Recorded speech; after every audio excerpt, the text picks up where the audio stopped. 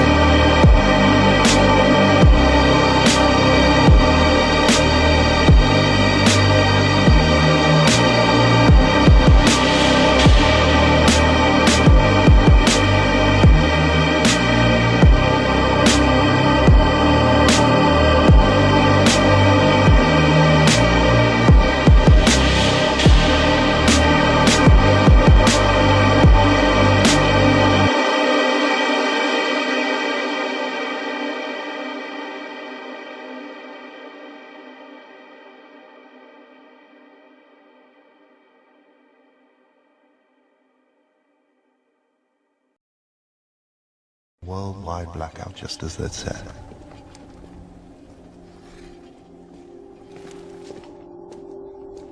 But I knew there was something more. There had to be.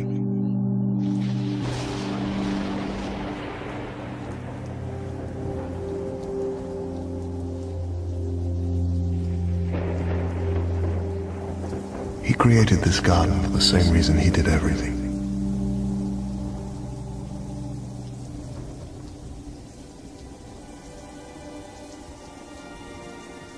So that they could be together.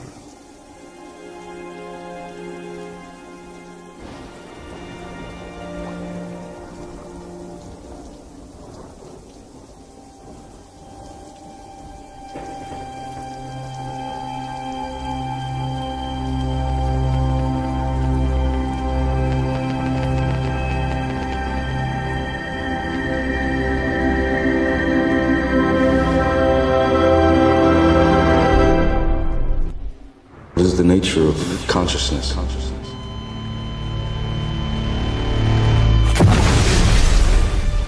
Is there a soul?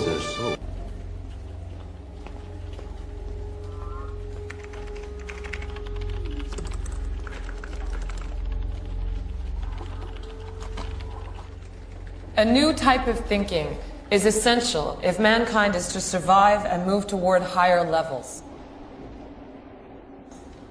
Albert Einstein said that more than 50 years ago. And it couldn't be more relevant than it is today. And it couldn't be more relevant than it is today. Intelligent machines will soon allow us to conquer our most intractable challenges. Not merely to cure disease, but to end poverty and hunger, to heal the planet, and build a better future for all of us. For 130,000 years, our capacity for reason has remained unchanged. The combined intellect of the neuroscientists, engineers, mathematicians, and hackers in this auditorium pales in comparison to even the most basic AI.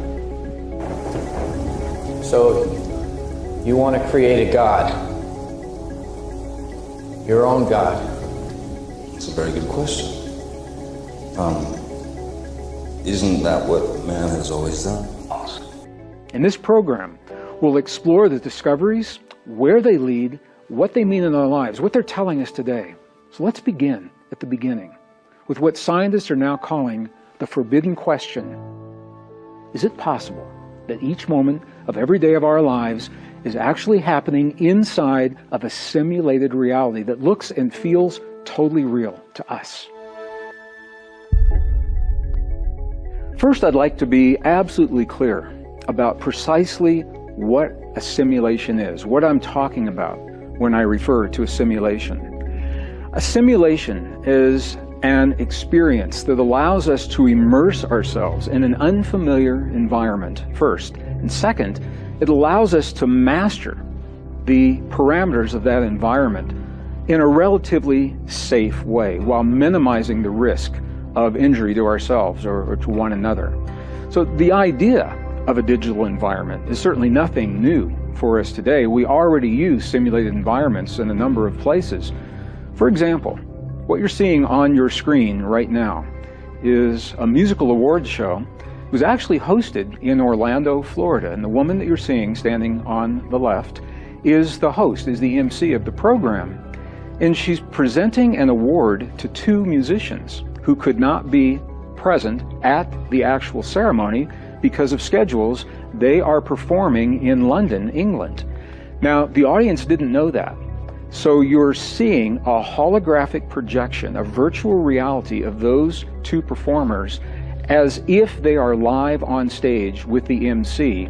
And as you see on your screen, it's very difficult to tell that they are not actually there. The audience didn't know that these people were not really there. So the point here is that we're already using these simulations in a number of ways in our everyday world around us. The new theories that we're talking about are asking the question, are we living within one of those simulations? So with this in mind, I want to go back to the original question that I asked only a few moments ago. Are we in one of those simulations right now? In a massive simulation, the size of a universe.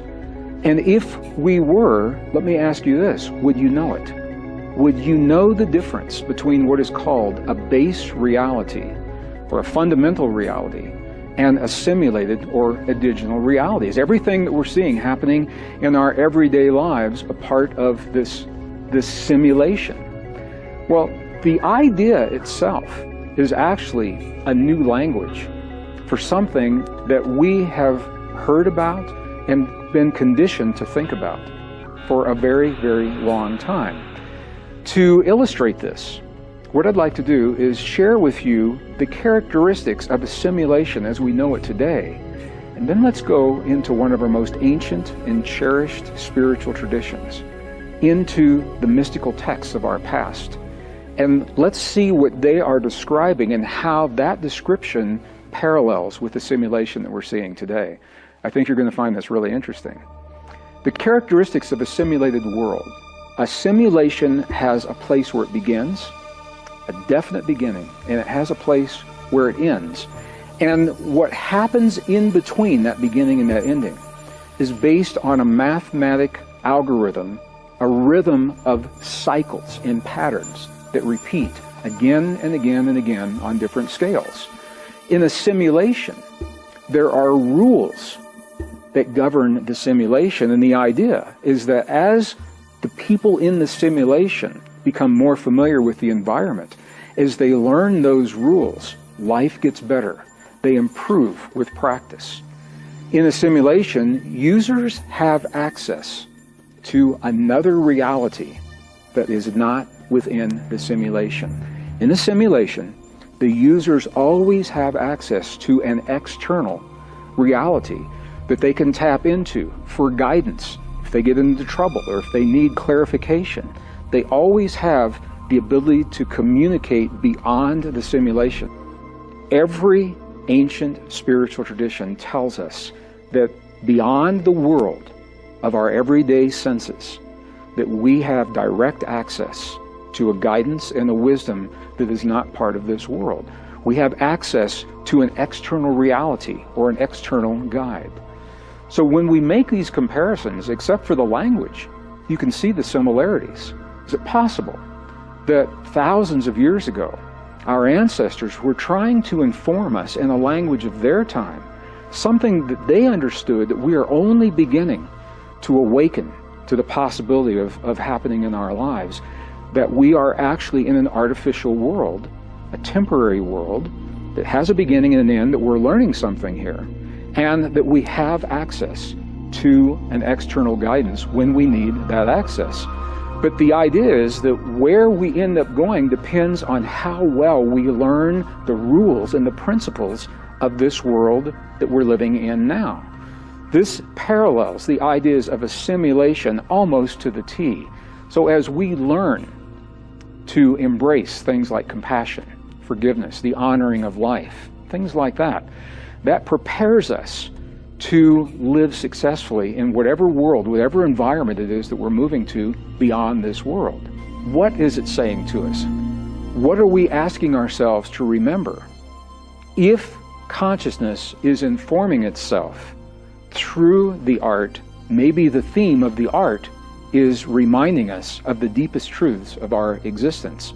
Look at the films that are so popular right now, things like The Matrix that I just mentioned, or Avatar. Both of these hugely popular films, they touch something so deep within the individuals, something that so many people said was so familiar to them. Some people actually cried when they were watching these films because it touched an element of truth within them. In both of these films, there are artificial environments, simulations, where humans are projected into lifelike bodies, just like we have right now, so that they can interact in these environments. The question is, are we already there?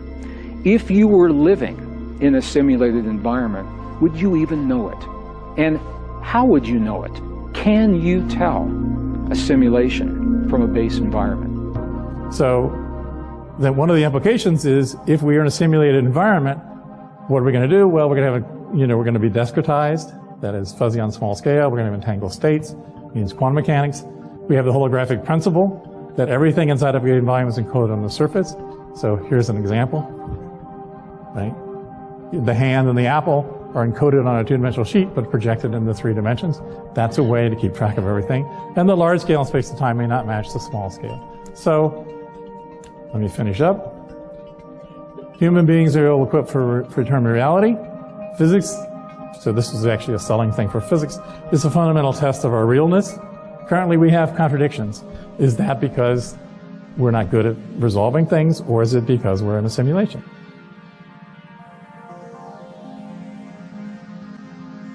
So logic is not going to be enough. You guys are going to be simulation deniers. Right? I mean, there's just no way around it. So my actual goal will be to actually create a sliver of doubt in your minds so that you actually think about this and what it might mean.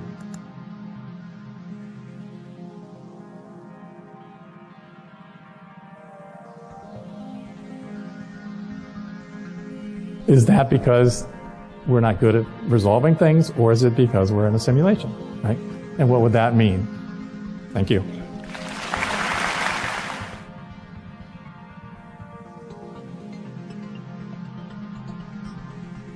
We are back. This is the Limitless. I'm super excited to be here tonight with my co-host with the absolute most. His name's Jason. We call him Awake Souls. How's it going, brother? Doing well. How was the video? Yeah, fantastic. Okay, so you liked it. You thought it was weaving the video that we were that 30-minute video with was it Singenius? Is that no? What's Thomas? No, the guy who gave the lecture at the TEDx there. George Smoot. That's what. All right.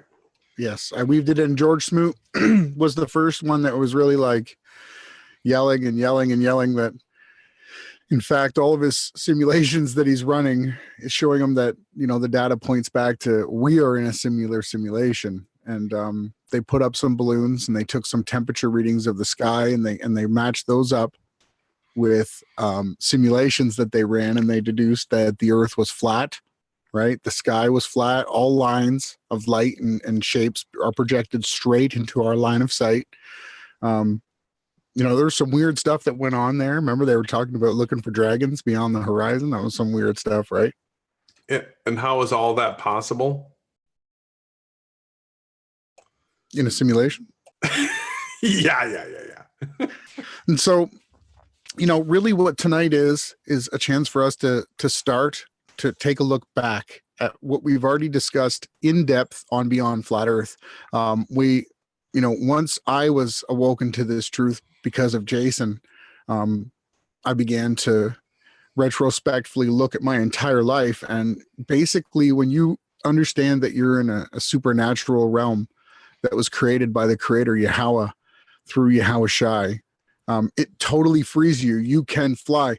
And the biggest thing that I can say is that you have to have belief. So they've consistently smashed out of us any ability to have belief. You know, we can only do this and you can't do that. And, you know, and what Jason and I really try to do is to be a beacon of light to people and let them know that, hey, you know, scientists are actually coming back with the right conclusions, except they're not understanding that the scriptures beat them by thousands of years.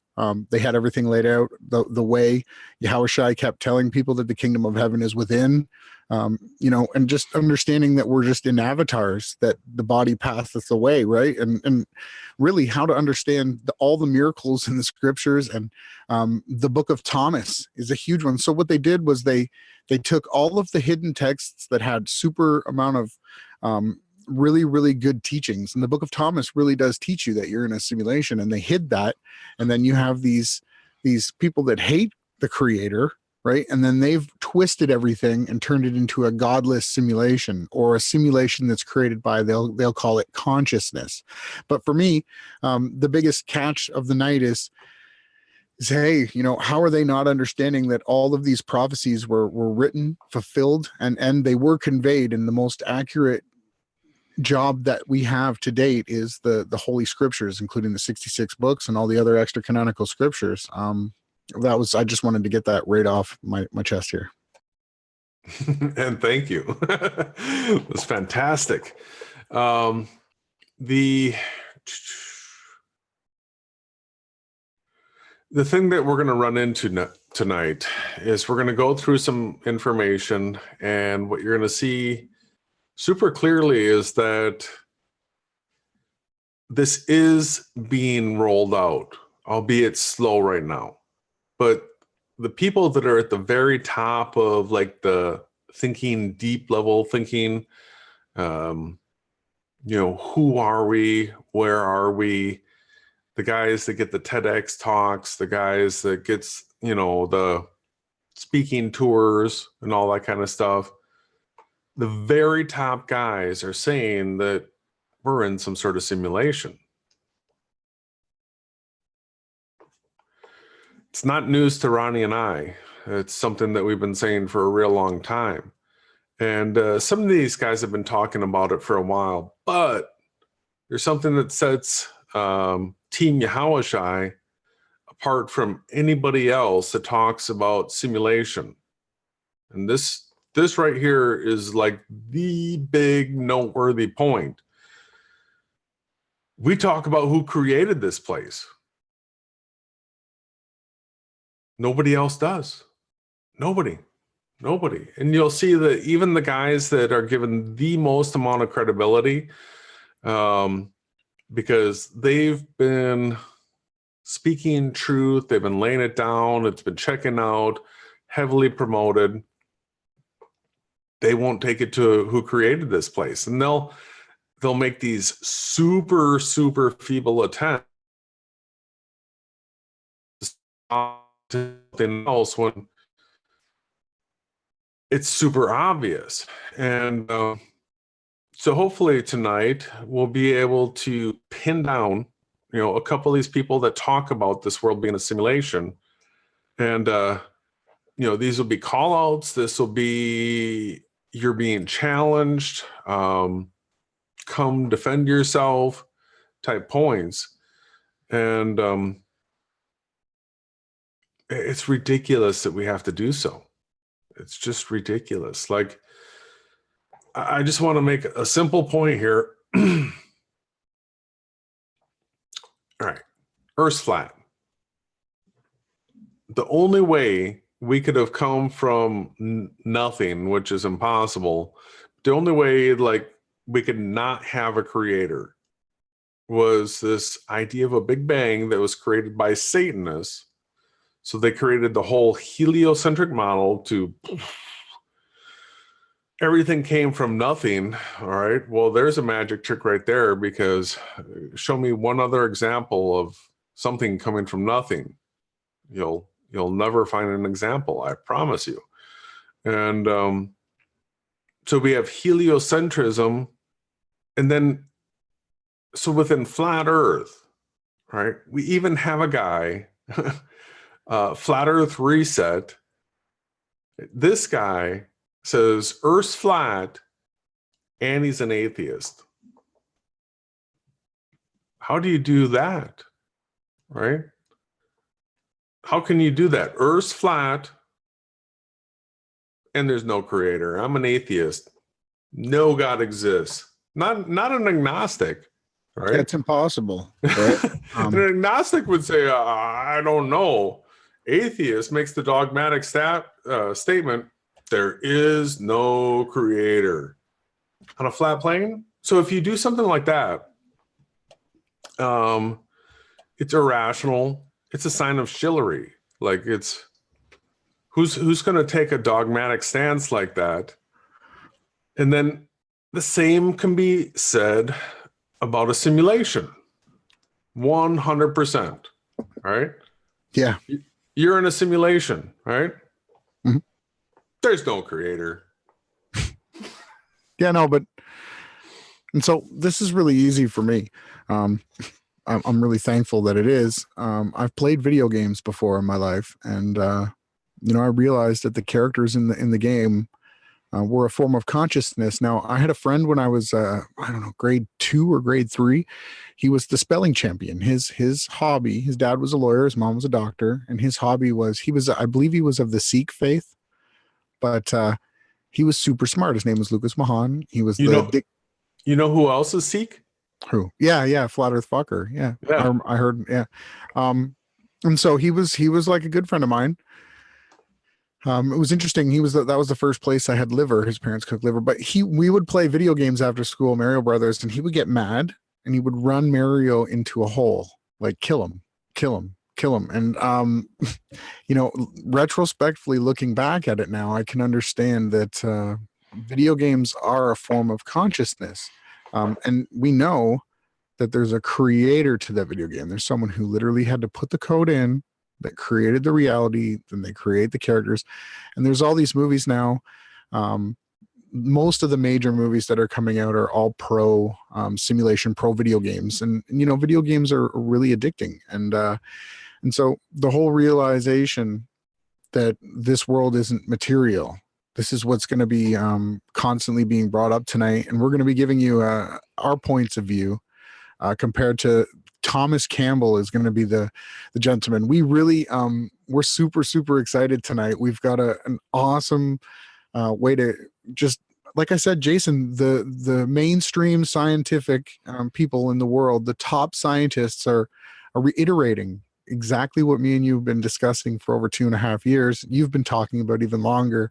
And like I said, I don't ask for money. I don't ask for riches in this world, but these types of things, when I see happen, I don't believe in coincidences. So when I hear people saying the exact same thing as Jason was teaching me and as that I was saying, but yet they'll like do what every agent does, they'll twist a word because all the secrets have to be hidden. They can't let everything out. But like Jason said, there is a slow externalization of the hierarchy is taking place.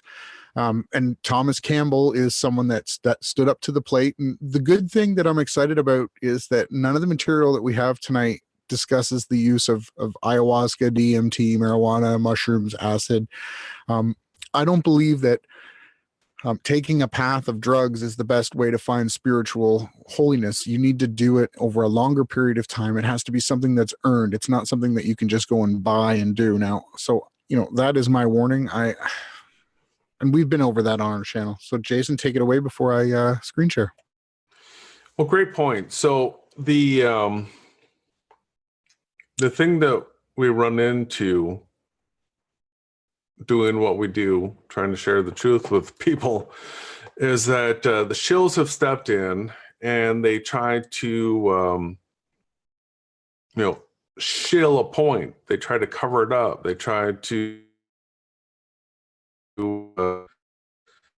come in, they'll say as much truth as they have to, and then at a certain point they'll slip in their lies, and it's called rabbit holing. It's like a CIA, MK Ultra, Project Monarch mind control type technique that they do so often.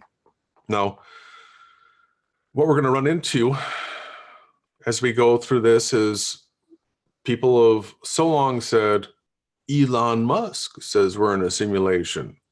Neil deGrasse Tyson says we're in a simulation. They're shills. It can't be true.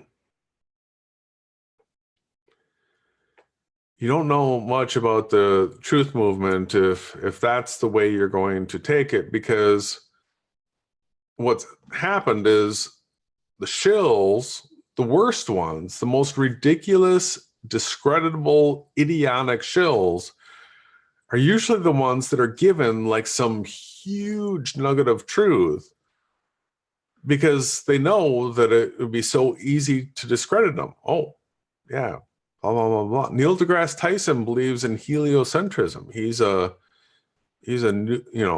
scientist, a high priest of scientism.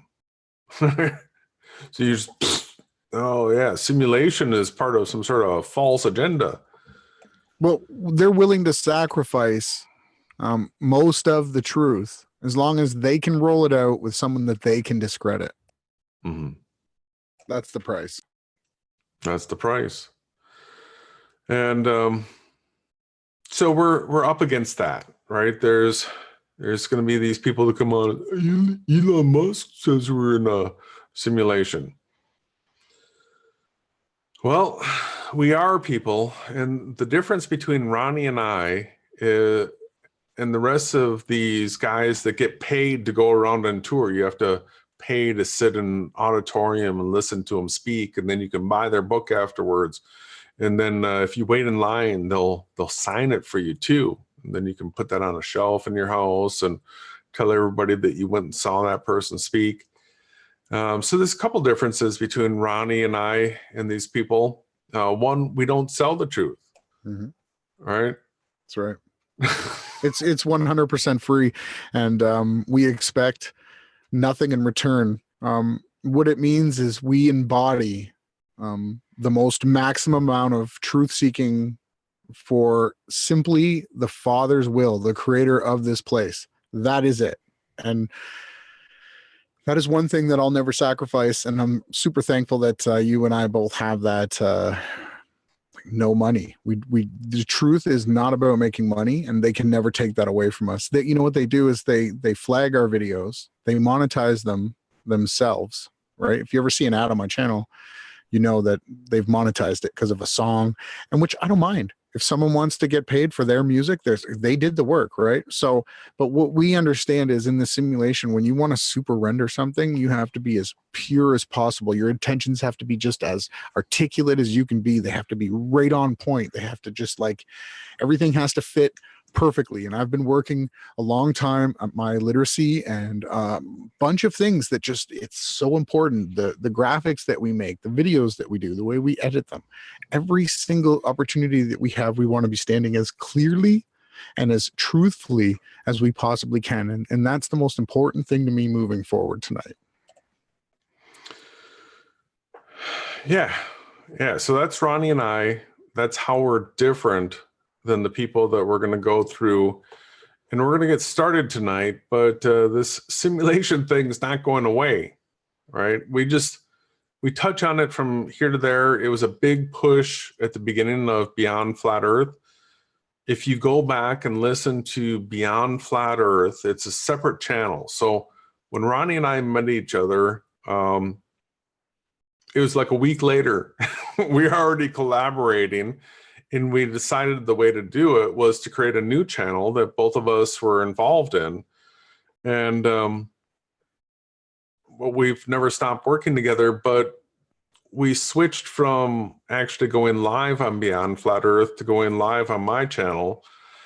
And then I got a copyright strike and we're on Ronnie's channel. And so we've just been bouncing back and forth between our channels. But whenever Ronnie and I are speaking, we are really Beyond Flat Earth. And back on that original channel, you'll see all the content that we laid down proving that we're in a simulation. And there's a number of ways that you can do this. It goes through flat Earth. Once you understand that the Earth is flat and that the AE map and model of Earth does not work, the map that does work is a map that requires a simulation, but that's not how we say that we're in a simulation. We do that with things like being able to record clouds behind the sun and the moon, right? We can actually observe. So in the video that Ronnie played, the question is asked, would we be able to know if we're in a simulation? And we have 100% verifiable, testable, repeatable, observable evidence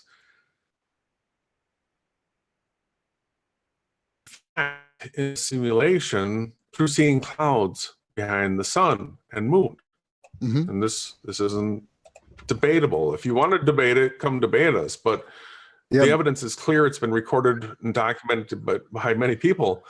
And these things all combined together actually become true evidence that we're in a simulation, which is a place that the gatekeepers will not go. They just speak in, well, chances are we would. Mm-hmm. You'll never get any concrete foundational pieces of evidence. There's more. The clouds behind the sun is a huge one. There's also how rainbows work, right? You can't get to the end of a rainbow, right? It's like a holographic projection inside the reality. There's even more. Get this. The way that the sun rises twice a year on the equinoxes, it rises due east and sets due west everywhere on the map. This is impossible in a ball Earth or a flat Earth AE map model. Impossible. Eclipses. There's multiple things. So one of the other huge points of the simulation is when we test for it, we would expect that we could break things down to their smallest level. But the problem is when we break things down, it gets fuzzy and pixelated. When we do, so we have, like in a video game, again, you have a map. You can only see so far on your map. Right? You need to move your character around on that reality for the rest of the map to come into view. The rest of it stays pixelated. And this is exactly what we would expect to see if we were in a simulation. And not only that, but the other issue that I have is the scientists like to bring, quantum mechanics, quarks and gluons and kaons and all these other things that absolutely are not provable. They're not visible. They take a dot of light and they say they're smashing photons together. We've never seen like an electron. None of these things have ever been witnessed. Okay. Everything gets fuzzy on the small scale. DNA, absolute hoax. All it is CGI. There's so many things, viruses. And so I guess we should get into this. This here is the gentleman, Jason. Do you want to start off by letting everybody know, or what do you think of Thomas Campbell? Let's see. He came up in my research after Flat Earth. I knew you already, and then I heard about my big toe, and I just looked into him for a little bit, understood that he was a guy promoting simulation, and he sounded almost identical to the spiritual teacher that I had gone through in my New Age days.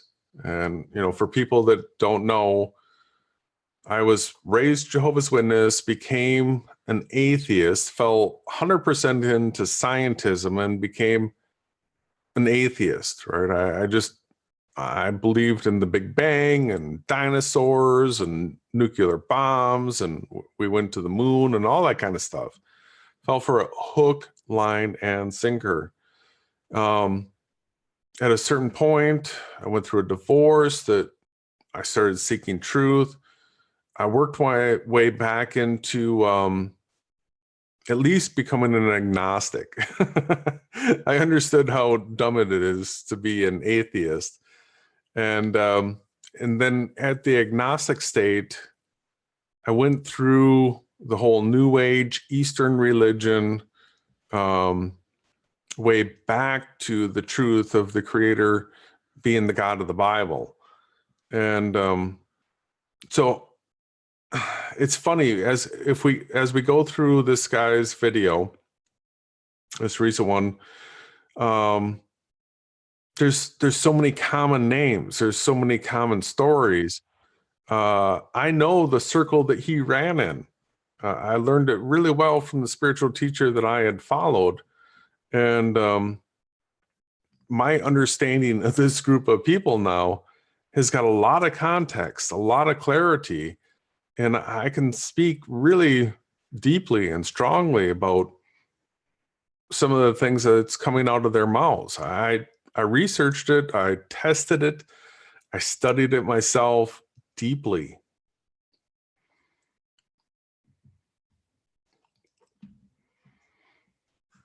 That's my rant. And I as well, in a different way. I was a person that was more connected to the earth, and I read a series of books called the Celestine Prophecies, and it was very Eastern religion-y, but mixed with scriptures. And I was able to learn about the way that everything is connected and the way that energy flows, and multiple things that I've always been able to use. That's why adopting the simulation theory was so easy for me, because like when I sing, play music, meditate with any type of vegetation, I can get like triple or quadruple its yield, whether it be tomato, anything, right? Trees, palm trees, anything that grows, animals, other humans. I've always had an innate ability to try to lift other people up. And that is what I believe that I've been called to do in this reality.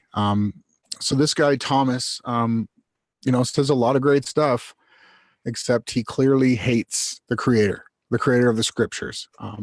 It's evident. And, it's sad, because that is the most important foundation stone that we can sit on or stand on, right? Is the truth that the creator of this reality came here and showed us why, and what to do and why he did it. Right. So let's get into this. Here's an intro for Thomas. Yeah. Go ahead.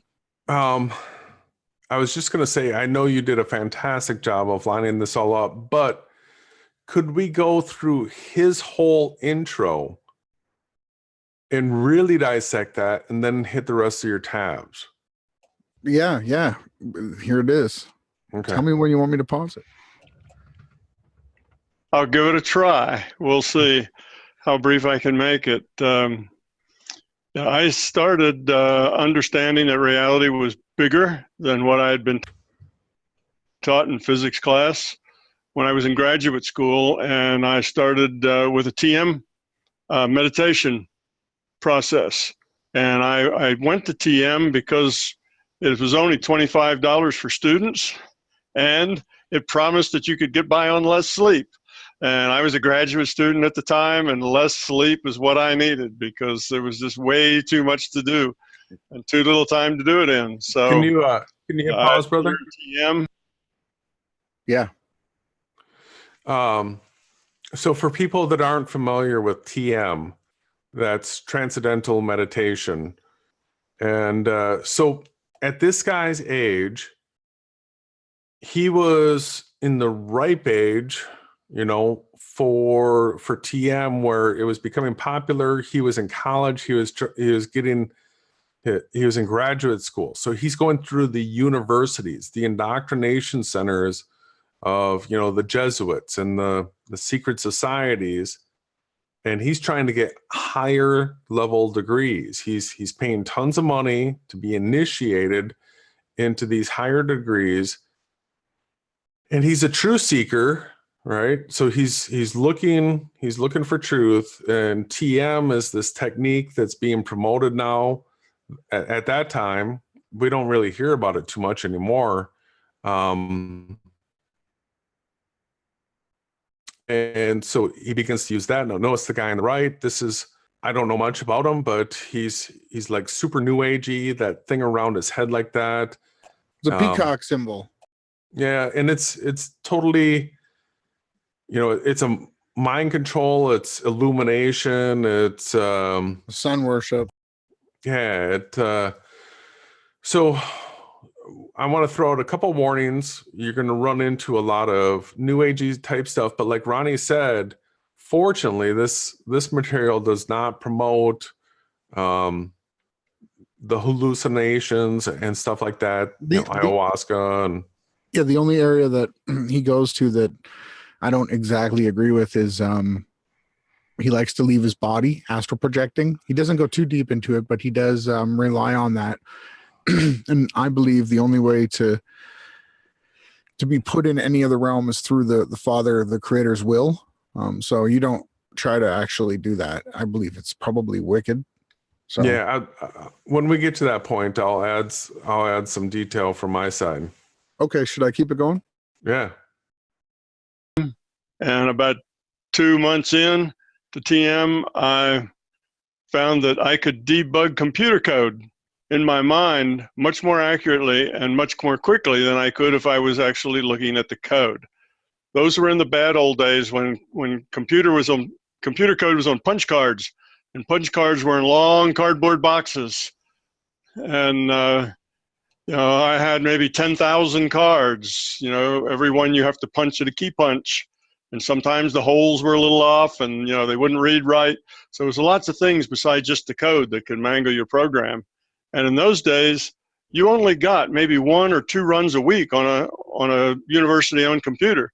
There was one computer for there were no. This is an appeal to his age and his experience, and you know he's going to go on throughout this hangout to talk about having killed the ego. But this is clearly what he's doing right now is he's trying to promote himself as being this super founded person on you know walking both ways to school barefoot in the winter uphill. Right. He's going through this long diatribe here. Well, and the cool thing is that if what he's saying is true, he was on the absolute cutting edge, leading edge of writing computer code. Yeah, computer technology. Back when they were like a whole building was one computer, and like he said, they were punch cards. Yeah, and you put the card in, and it created it read it. And then and so if the resources to computers were super limited, the people that would be at the forefront would have limited access to them. You're breaking up. So he's explaining how he's trying to write computer code, and the amount of time that he had to run his computer code was limited. And so he was looking for ways to be able to be more efficient. Yeah. It's smart. He just thought about it. Really. That's all he's saying, right? He thought about it. Exactly. He imagined it, making sure that he was punching the holes out correctly. Just like I had said earlier in this hangout, everything has to be sharp, finely tuned. right? This is the reality that we're in. And Jason, you are a great teacher of this. I have to say that these guys are just validating what you've been saying. I don't know how long he's been out here speaking, but I know you've been saying this a lot longer, for many years before this was published. So yeah, visualize in your mind is pretty basic, right? Visualize. Yep. But he gets into some other stuff. Let's keep going.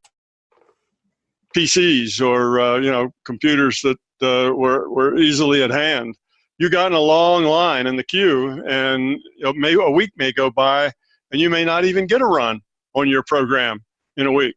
So you can imagine debugging was really, really important. If you're only going to get 1 or 2 runs at a week, you don't want to waste them because you left a comma off, behind a statement.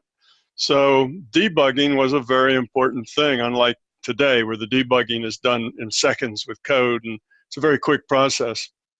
So the ability to debug code, I just brought the code up in my mind, and all the lines that were had faults in them turned red. And I just noted the lines because I had written all the code, so I knew all the lines intimately. And I'd go check those out, and sure enough, those lines had errors. Jason? Mm-hmm. Do you see how he did it?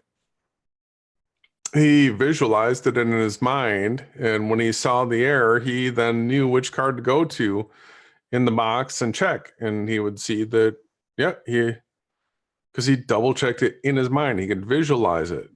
Mm-hmm. What I think sort of happened was he solidified that the mistakes that he had put down were in the positions that he had made them in. And then he just went back to those positions that he had thought of, that he had made, and he was correct. That's just retrospectively introspective decision making, right? It's pretty basic. It's sort of photographic memory. It's being able to recreate something visually in your mind. Yeah, which is something that you said you've been able to do for a long time, right? And I've tested you on it. You're pretty accurate, man. I have to agree. But it's not a competition. I'm not trying to build you up. I'm just reminding people that that's our old conversations that you can find on Beyond Flat Earth from, 2017, early 2017. Check them out. Yeah, well, the thing that I found that I was a little baffled by is when I walk through a building, I can 3D visualize, like I map out the whole space, and then at a different point afterwards, I can cut a hole in a wall in my mind and actually see which way, how the light would come through the room and move, and see hidden or dead spots or room that could be utilized and stuff like that. For me, I'm more shocked that other people can't do that, but I guess it's something I've done my whole life. That well, the funny thing is that you've been able to naturally do that. I went to school, so I went post-secondary. I went to a drywall union school, and I got my my ticket to frame and to drywall. And I went through a night course as well, separate from that. It was I went through a few of them, but it was a blueprint course that I took. I think I got 87% in the course. Loved it. And basically there we went methodically through creating 3D mental images through, drawings and measurements. And for me, it was a little bit of a battle, but I believed that I could do it. And I did well at it as well. So for me, it's funny to listen to you, how you visualize it. I had to learn really slowly, one step at a time, like, the flat surface, then the walls, then the ceiling, and, different dimensions. So it's great, and then adding light, and we're just so lucky that we both trained in that. Yeah, well, the thing is nobody's going to really train in that type of 3D perception other than a person that builds things. It's essential as a builder. And still many builders do as much as they can to skip that part of it as possible and keep everything two-dimensional. people that don't build stuff would just never train themselves and get experience in such a task. So if you really want to boost your manifesting ability in this world, you know, these guys who are into TM and new agey type stuff, and they probably, you know, drugs and tripping and, you know, who knows what. I really think that the number one way a person can boost their ability in manifesting in this world is to actually build something, to actually cut something, to actually, you know, fasten something together and make something. And once you start doing that process over and over and over again, you will make your manifesting skills grow exponentially. But yeah, great points, brother. If we could keep going through his back. But and suddenly what took me and most everybody else months to do, I could do in a half a day. And that was even better than not needing more sleep. That was getting the work done, you know, a lot faster and a lot smarter. So then I realized that reality was much bigger than what I thought, because that kind of went around all the concepts I had of reality as a physicist at that time. So it was, probably a couple of years after that, I get out of graduate school, I take a job, and I run into Bob Monroe's book, Journeys Out of the Body. Actually, my boss gave it to me. So we find out that Bob only lives 45 minutes away from where we were. So we made arrangements to go out and meet him. And he had just built a lab, and it was one of those, build it and they will come. He had no idea what he was going to do with this lab. He didn't have any people to work in it. It was just build a lab and they will come. He built it and we came, and I started working with Bob, just building equipment for his lab to begin with, and using myself as a guinea pig for the things that he had, which was he had some sounds, different sound things that you would listen to, and relaxation exercises and other things that would help. So the deal I made with Bob is, I'll be your scientist for free, and you teach me how to go out of body like you do, because if I don't experience it, it's not real to me. So I guess this was foundational for him to accepting that he's in an avatar, because he's able to jump out of it, right? We've touched on this before. We've touched on this before, that the out of body experience. There's many different types of out of body experiences. Well, I don't know about many, but there's more than one, right? There's people that have had near death experiences, NDEs. There's people that do remote viewing. There's people that do just like out of the body trips. And this Monroe Institute, right? That he went to, yeah. So here's a little bit of backstory. The spiritual teacher that I was following through my new agey days, that I was seeking enlightenment. I had gone through Wayne Dyer's The Power of Intention. It's a book. And he's super new agey, probably a Freemason. This is all retrospectively looking back, but there was a citation in one of his books that led me to Dr. David R. Hawkins, who I studied his work very, very closely. Hawkins had a bunch of long lectures where he would do these seminars, and it would be 6 hours of lecture a day, and then he would do that once a month, right? So he had extensive amount of lecturing, and in that he talked about having heard about the Monroe Institute. He actually was like became buddies with this guy. I think it's Robert Monroe, if I'm correct.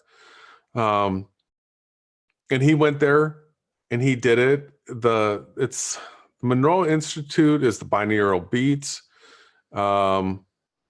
So through these waveforms that are being played to people, along with different like TM like practices, a person can get themselves where they can actually dislodge their consciousness from their avatar and cruise around in this world free of the body.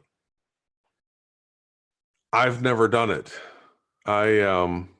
I tried it a little bit. I actually joined a meetup group in the Austin area and went a couple of times trying to do the Robert Monroe binaural beats. And I got from doing that, I think I went twice.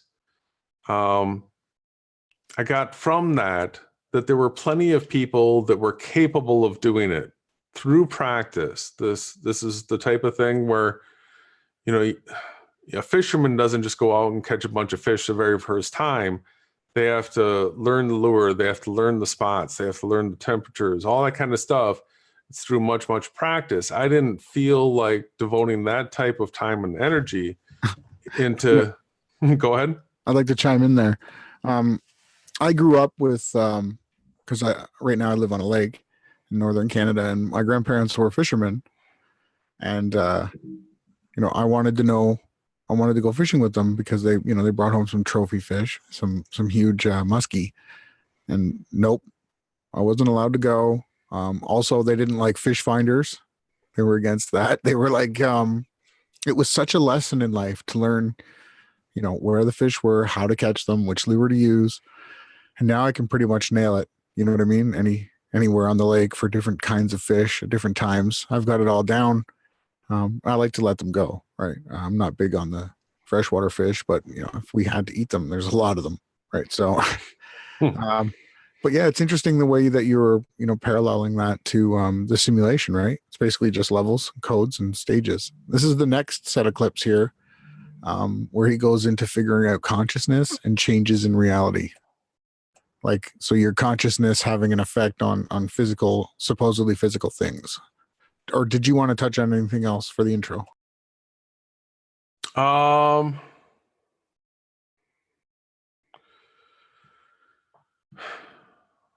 don't know. I felt like his intro had a lot of stuff that we could chew on. Because he's still going on it, right? Yeah, I'm only 8 minutes in. Still the intro. It just skips some of the repeating. Okay. Let's check it out. And the being is what's important. So anyway, and then I'll make the story a lot shorter for the rest of it. So for the next 35 or 40 years, I'm working on it. You know, I'm spending my time doing research in the out-of-body state. I wanted to understand consciousness, its limitations, how did it work, and what it was. And the best way to do that is doing experiments inside, you know, consciousness. If you study consciousness from the outside, like, you know, study somebody else's consciousness or even your own in meditation, you don't get very far. You know but what, if brother? you can travel around within consciousness. Go ahead. You're right on. He does blab a little bit here. Let's keep going with your tabs. What I call the larger consciousness system, then you can actually do research there. You can do things and they have effects here, and then you can do them again and see if the effects are consistent and what are the variables, and if you change this variable, how does that affect the change of, you know, of what happens here. And it's just a lot of painstaking research, trial and error, trying to figure out how this thing worked. So that's exactly what we all do instantaneously as a newborn. The first thing we start doing is decoding everything around us. You know, he didn't really enlighten us with anything really there. But to get you to start thinking about how each tunable thing in your life is, you know, the way you shut the door, the way you put your shoes on, the way you treat people, each one of those things, you know, is like a variable that you can adjust. There's sliders that you can mentally picture, and you know, just be conscious of it. That's the best piece of advice that you could get from that. Well, there's something that he hits on multiple times. We'll probably hear it. He calls it reverse entropy. And so the entropy, just, you know, for those that aren't familiar with the term, it talks about the disorganization of energy. So a great way to visualize this is like a golf tee shot. So on a golf tee shot, you put your little golf ball down on your tee. In the club, the golfer brings that back. He winds up a ton of energy. It's focused down a shaft into a club face. It's got its mass there. And all that energy gets put into the ball and it gets launched out. Well, because there's air, that ball gets slowed down, right? And it eventually comes down and hits the ground. And as it hits the ground, it's impacting the ground. It's going to absorb energy. That's entropy. You know, the slowing down in the air, that was entropy. Rolling through the grass, the grass is going to slow it down. That's entropy. And eventually, it's just going to be totally entropied out, and the ball will come to rest. It will be stopped. And so he likens entropy to in a digital simulation to being like static, just 100% noise. Right. So reverse entropy is the organization of energy back into an organized form.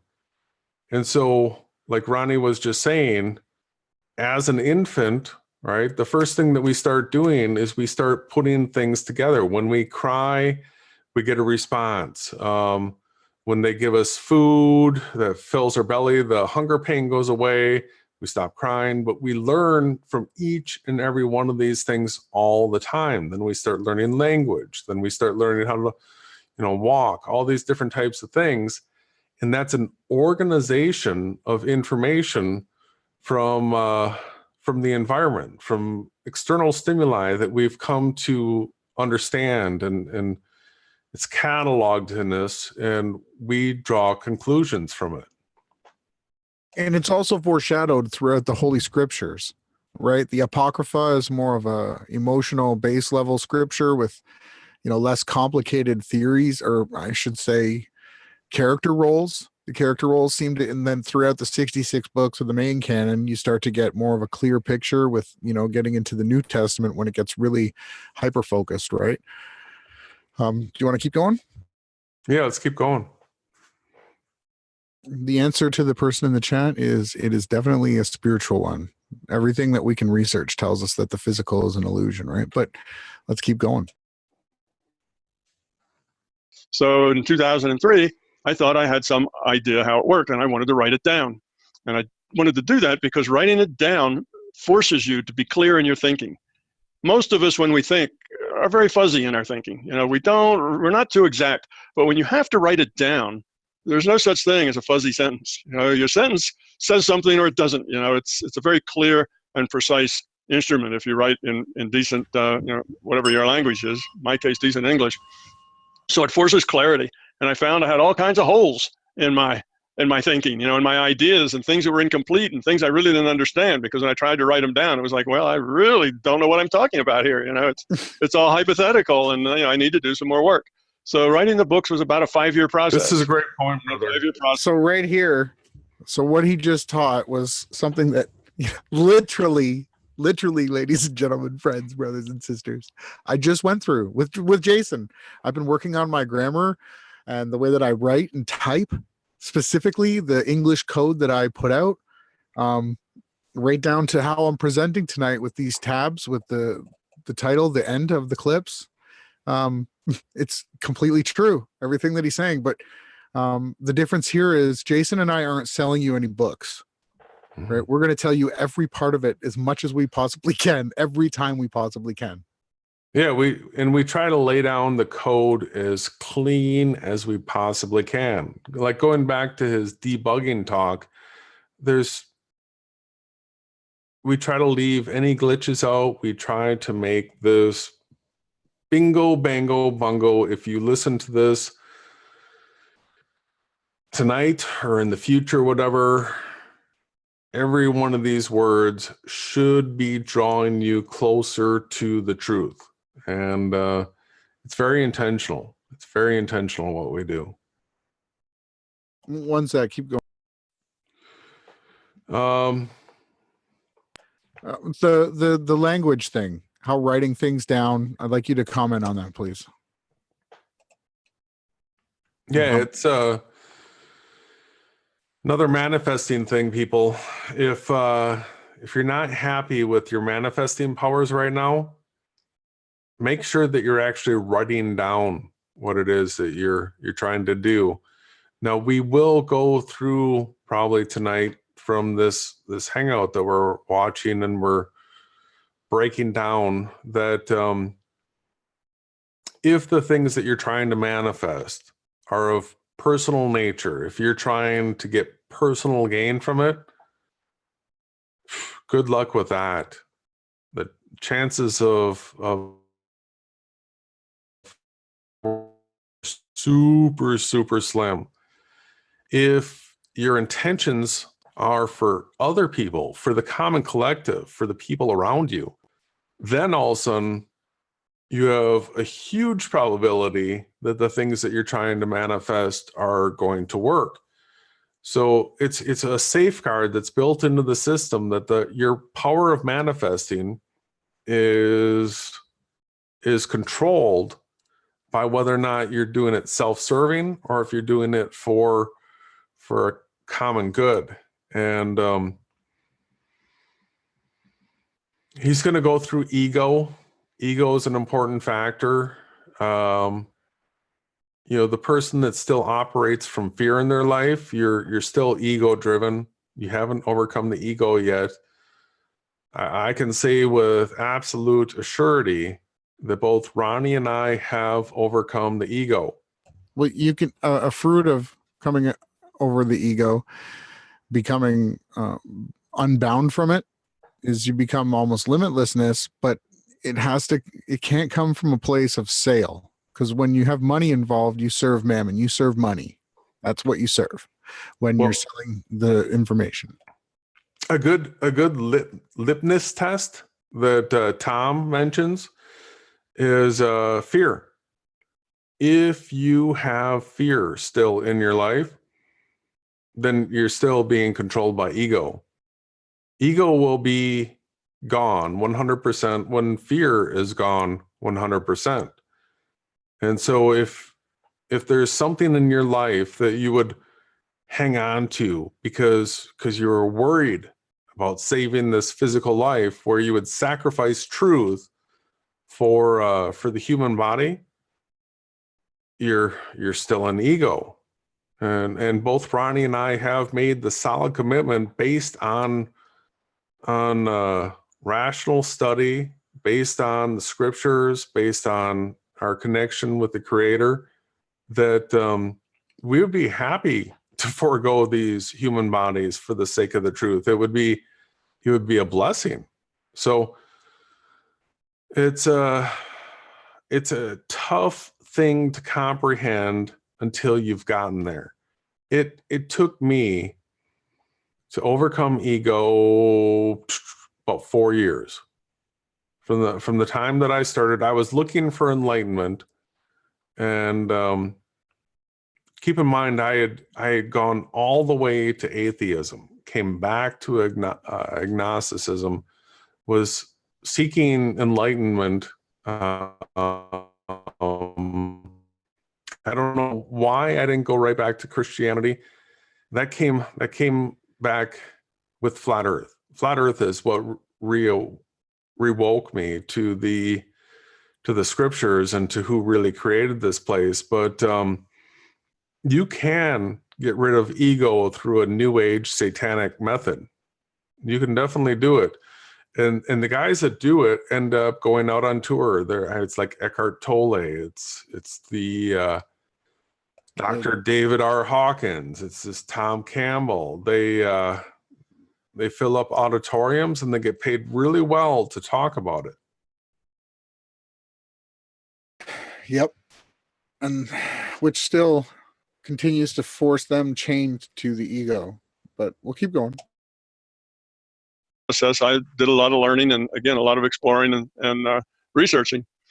And then I thought that I understood it well enough to write these books. I thought maybe after a while that I'd have enough material for a book, and then I thought I'd have material for more than a book, and pretty soon I had so much material I had to break it into 3 pieces. Otherwise, I would have had a book with 1,000 pages in it, which would have been too hard for anybody to lift off the shelf. So I broke it, and that's why I ended up with a trilogy. Then it had been published for about a year or so, and what it is a model of consciousness, was what it was. It was a scientific model of consciousness that was the results and conclusions of all of those years that I spent trying to figure it out. So about a year or two after I publish it, I get some aha moments that say, this very same principles, ideas, and concepts that I have based my theory of consciousness on also explain quantum mechanics. Oh my God, so I looked at it. I mean, I'm a physicist. I should have gotten that right away, but I missed it entirely. So what he's doing right here is he's trying to do like a Jedi mind trick on you. And he's trying to reinforce that a fabricated quantum mechanic reality exists when really it doesn't. It's not testable. It's not verifiable. It's not felt. He's trying to hoodwink you into believing in quantum mechanics. It's really sad. Well, other guys of his same ilk are selling that knowledge with the name quantum mechanics on it. And then that becomes a whole field, and those guys go around and they give tours and they write books and they get paid on that. And he's giving the nod to that because, different factions carry different truths. And so you can nod to different truths from these different factions. And then these guys will have their own way to be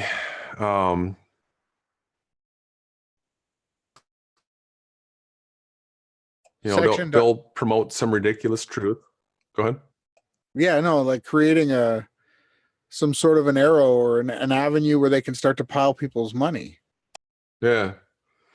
Let's keep going. And then when I finally got it, I said, well, look, it's exactly the same thing. The same thing I'm using to explain how consciousness works explains why quantum mechanics works, why particles should be probability distributions, which is a big mystery in physics. And then I started thinking, well, if I can explain quantum mechanics and physicists can't explain quantum mechanics, then what about the other big mysteries in science? And immediately jumped up relativity. Relativity theory, like quantum mechanics, is based on an assumption that nobody understands how it could be that way. With quantum mechanics, the assumption is that particles are probability distributions. What's that mean? Particles are probability distributions. See, that doesn't really make a lot of sense. But with that assumption, you can compute correct answers with quantum mechanics. But the assumption itself is a mystery, why that should be true. In relativity, the mystical assumption there is the velocity of light is a constant. So just to bring this down to a layman's level, what he's saying is anything in the scientific mind that we need, we can pull that down and say everything is because of this. And what he's talking about is the probability that a particle will be where it needs to be all the time consistently, to the point where it happens to beyond a calculatable effect. It's just probable that everything will bounce into being exactly where it needs to be every time of the day. That's what he's saying. Another way to look at it would be from the opposing side of a randomness generator. All right, so you could look at it as a probability distribution or a randomness generator that would decide that if you had like a two-headed coin, it's supposed to go 50-50, right? You're supposed to have a 50-50, and then if you had something that had 3 sides or 5 sides or 12 sides or whatever, he's talking about the probability distribution. Well, there's randomness generators, and we've seen that in computer code for a long time, where you just all of a sudden get a random outcome. Like if you remember the old football games, at a certain point, all of a sudden the ball was just going to fumble, or your receiver wasn't going to catch a pass that was right in his hands. You know, it's just a randomness generator. That so that's all he's referring to, really. Yeah, it's a great point, brother. Why should it be a constant? Nothing else has a constant velocity like that. Everything else, velocities are additive. You know, if you have the source moving, then the light from the source should be moving not only at its speed, but also the speed that it gets from the moving source. But light isn't like that. Doesn't matter how its source is moving. It always goes exactly the same speed. You know, C is the letter we denote light with. Here's a globe Earth thing. What he's talking about is that additive thing. If light's going a certain speed, but the thing that's shining the light has an extra speed to it, it should be added on. And well, that's the way all these things work. But flights around a globe Earth, the flight that's going with the spin as opposed to against the spin, there's no change, right? So right there is a huge heliocentric debunk in what he's saying. He knows it. He knows it. We will find out at some point that he is not only a heliocentrist, but an evolutionist, and he's a scientism guy right to the core. Well, and he's also kind of talking about George Smoot and his findings with the way that light travels. He's kind of saying, well, that's not the way light travels, though. It doesn't have variations in curvature and time and delay, and all this stuff is not real. Yeah, it's just on, off. It's real binary.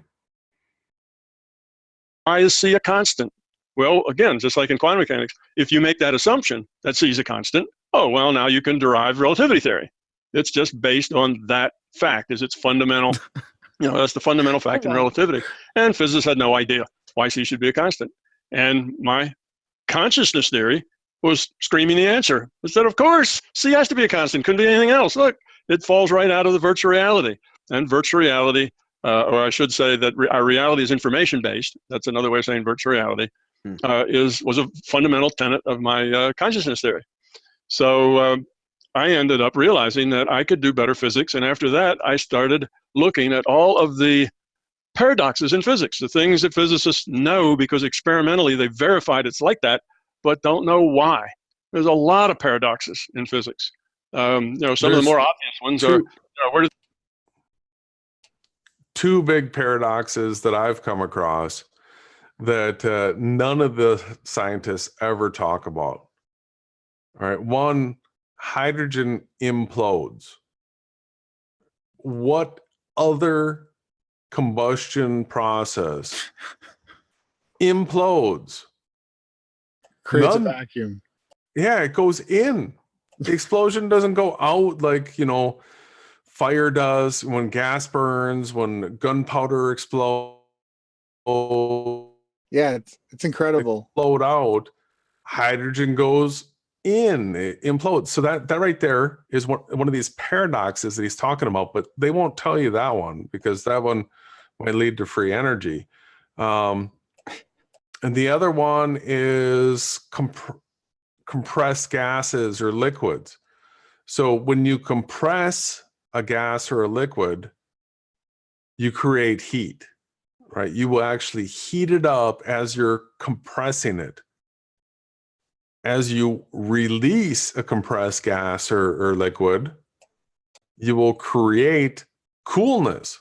That's actually how your air conditioner works. But they're not gonna let that like sink into your head and let you get that, because it works counterintuitive to all their laws of physics, because they're saying that everything produces heat. The way laws of thermodynamics, a heat engine is doing work or works making heat, but compressed gas or liquid, as you let it go, it actually creates coldness.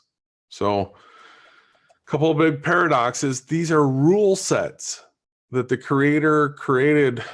They have specific attributes, and it goes totally contrary to modern day physics. Yeah, there's many. The Earth's not moving. But see, the ones that I would interject aren't really paradoxes. They're just evidence against the contrary of what we've been brainwashed. Yeah. This is the next clip. What is consciousness? See when this clip ends. 32:12. Okay, let's go into this one. As a feedback to this virtual reality that we call a physical universe, there is this arrangement in consciousness that our intent modifies future probability. Okay, now the future is not deterministic. The future isn't done yet. It's still open. It can change. It can go any number of different ways. So there's probability that it might go, let's say if there's 10 different states that this future event might end up in, it might do this, it might do that, it might do something else. And these are maybe 10 different ways that this future event could take place. Well, each one of them has a probability. Some are more likely than others. Some may be very unlikely and some may be very likely. And these probabilities can change as we put our intent toward an outcome. Okay, that is, now I'm skipping like 12 hours of lecture on why this is a logical and necessary thing about consciousness, and I'm just jumping right into it. He's just talking about manifesting. That's it. Real simple, people. He's sugaring it up and trying to code it. Well, like he's saying though, he could do the 12-hour lecture to show you point by point how valid this is. We literally do manifest things, and it takes a pretty dense person to disagree with that point. Yeah. So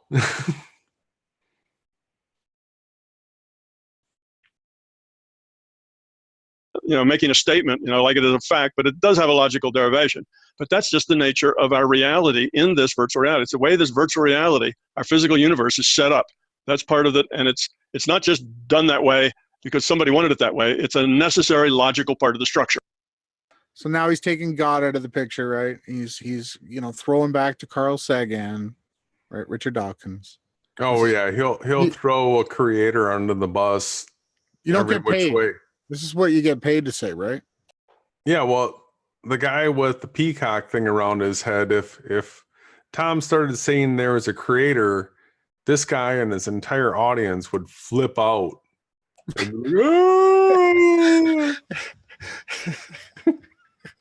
Stop. Okay, I gotta keep playing. Sure. Okay, it has to unfold that way. So I'm not talking about magic. I'm talking about actually logic and science. And this turns out to be one of those facts of the way things have to be. So you can change the future probability of something with your intent. That is how people heal with their minds. The probability that you're going to be healthier in the future rather than sicker in the future, it goes up. And we also can make ourselves sick when we're worried and we have fears about, oh no, I've got a lump on my neck, and what is that? And maybe it's cancer, and then you get very worried about it, and then you tell your friends and they get very worried about it, and your family gets worried about it, and pretty soon you have 20 or 30 people in your circle of people and they're all fearful about the lump. Well, that just puts lots and lots of energy to that probability of it being cancer. So this is something else that Jason and I have been going over time and time and time again, that diagnosis and other people's opinions, and they try to render this onto you, and you have to disassociate yourself from anybody trying to do this to you. Stay as far away from this as possible, and just continue to think positively and keep all of your faith strictly on Yahawah through yahawashi. Everything that you are, every decision you make, everything that goes good and goes bad, you consult Yahawah in your mind and in your heart. And Jason, do you want anything or keep going? Well, before we're done tonight, we'll tie this all back together, how we know who created this world. And but let's just keep going for now. So in this clip, I guess Tom's going to talk about helping others and what you can do with your manifestation powers. I'm going to speed it up a little bit. Let's go. You can have a collective consciousness at the family level, where you have this family that feels like a family. They feel like, that they want to be in this family. They're a part of this family. And that can be a collective consciousness at the family level. Those are those families that are kind of very tight, everybody helps everybody else, that sort of thing. You can have a collective consciousness at a business level. All the people that work at IBM, kind of have a collective IBM consciousness. They see the world in a similar way. Not maybe the first day they get there, but after they've worked there for 5 or 10 years, they begin to look at the world in the way that the people around them look at the world. They begin to dress like the people. So that's just mind control. He's painting it with all these fancy words that you could go to a 12-hour lecture and he'll go through all these fancy words. It's just straight up the way that mind control works through groups of people and how they identify with what they think they're observing as reality.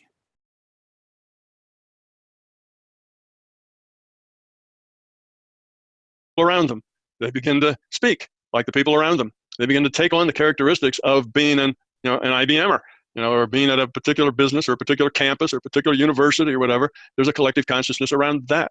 There's a collective consciousness around being a member of the group called humanity. We as humans have some collective consciousness. Now, Carl Jung called these things archetypes. There were archetypes at the human level, archetypes at the national level, archetypes at the, the business level or whatever. But these archetypes that Jung talked about are essentially just a collective consciousness. So the collective consciousness is just a vector sum of all the consciousness of the individuals that are in the group. And how do you get into the group? You identify yourself as part of the group. That's how. You don't have to join. You don't have to get a little card you carry. If you just identify as being part of that group, you are a part of that group. See, this is a great piece of truth here. Hashtag Team Yahawashi is people that manifest and render themselves being a part of hashtag Team Yahawashi on the creator's team, the original phonetically pronounced name of the creator, Yahawah, YHWH, Yahawah. And he manifests in this reality in an avatar as Yahawashi, right? He showed us the way, and he went into the heart of the earth and rescued sickness out of this world as a foreshadowing for the future, which is happening now. That's a great point. Tom's gonna talk about it, but the Team Yahawashi thing, all right? We don't actually have to hear from the people that self-identify as Team Yahawashi. We don't have to hear from them. What happens is when we speak the truth the way we do, if a person double checks it, researches it, and holds it as truth, they are then thus identifying with Team Yahawashi on these points, because the things that we teach are in stark contrast to what the other channels teach, right? They just have bits and pieces of the truth, and they have rabbit holes. And we don't do the rabbit thing over here. We pull the rabbit out of the hole. Come out to the light. Stick to the truth. And for those that do the double check, the research, and agree with those points, they're Team Yahawashi. So we are building a collective, and I think as we go on here, the more and more people in the collective, the more and more powerful it becomes. So super grassroots, it started with you and I, and it's going to grow from there. Mm-hmm. Well, the truth echoes outwards. And, it's like a light that's there that you can tap into and then become more of a light yourself, right? That's why in the book of Enoch, it teaches us these things. That's why they took, the book of Thomas and the book of Enoch, but more the book of Thomas. It teaches us about a lot of these principles, right? Of being the light and shining. And this is how you do that, by a strict path of truth. And this is what you're not getting from these channels. You're getting a no God consciousness sort of reality where there's no, the direct outcome is you're just reborn and you got to redo things the better you are. But we'll keep going here. Just a collective consciousness. So the collective consciousness is just a vector sum of all the consciousness of the individuals that are in the group. And how do you get into the group? You identify yourself as part of the group. That's how.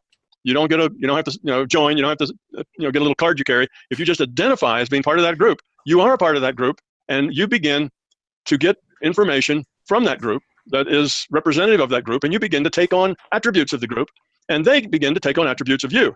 But you're small and they're big, so how you affect them is negligible. How they affect you can be a lot larger. You see, so that's the way it is with a group consciousness. National levels, we call that nationalism, right? That's kind of the group consciousness of I am, a Greek or an American or an Englishman or whatever. And there's a certain amount of attitude that comes with that, a certain amount of personality, a certain amount of the way you see the world that comes with that. So if you are, well, we'll take so the doc that you showed me, that I studied a bit of his work as well, he would rate it with the tension that his arm felt when asking a certain question. Yeah, kinesiology. So and this guy here, he's not even going to give you that much. He's just going to say it's a probability. The kinesiology is in like a whole. It's not unique to just the arm thing. There's a lot of diviners, right? Have you heard of them? The people that use witching sticks. Sure, find water. Yeah. That to me is, I don't look at it the same way, because there's a process of measurability there. He's talking about in mental improbabilities. Well, and pendulums, right? A lot of people use a pendulum. So different techniques. The doc that I was listening to used kinesiology. He used the arm predominantly, but you could also do the test with you hold a true statement in mind, and you pick up a stack of books off of a table, and then you hold the false statement in mind. A lot of people have seen or been demonstrated to the a packet of artificial. We lost you. Hold that in your fist. I lost you. Can you hear me now? Yep, you're good now. Okay. Lost you again. Have you ever heard of the one where you hold a packet? Can you hear me now? Yeah. Can you hear? Okay. Have you ever heard of the you hold a packet of sweetener in your hand and have somebody push down versus a packet of like real cane sugar or something? No. Yeah, so there's they're basic kinesiology tests.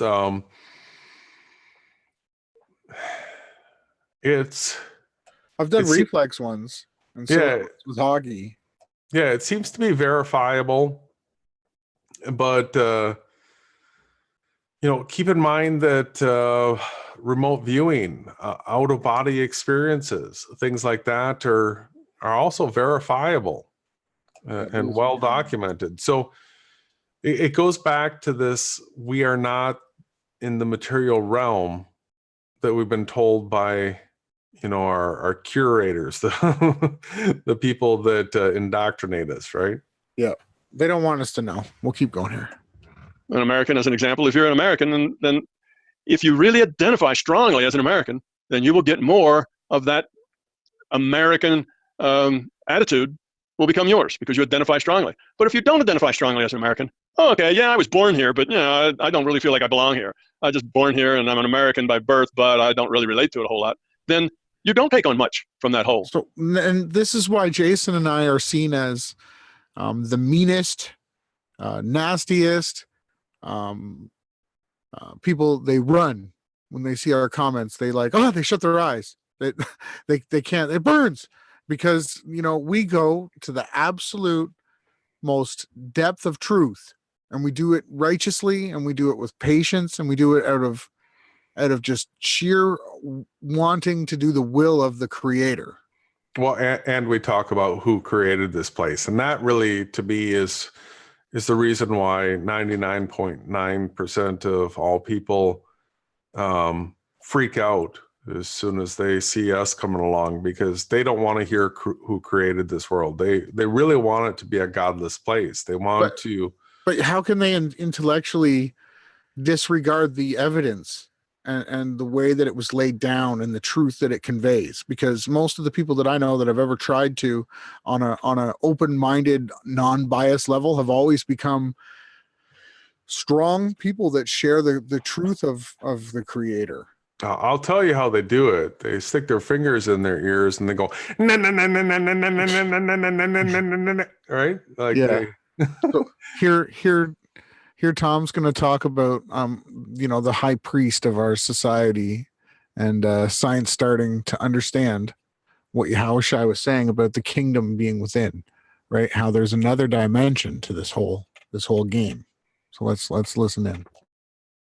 And it's just because of the, where I come from. I'm a physicist, and, I have my own way of looking at the world that is changed by that. When you're a physicist, you see the world a little differently than people who are poets.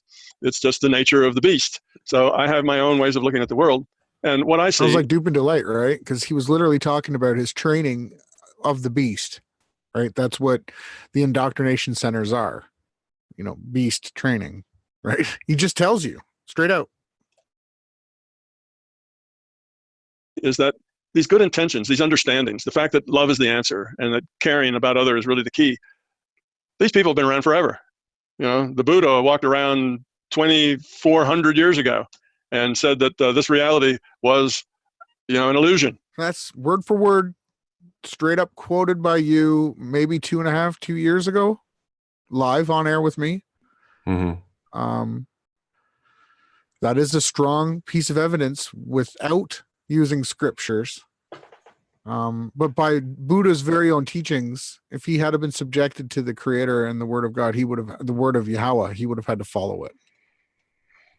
Yeah, totally. Well, he missed yahawashi, right? He fell into a time period where he was pre-yahawashi, so he couldn't have heard about yahawashi yet. He would have heard about the Hebrew God of the Israelites, but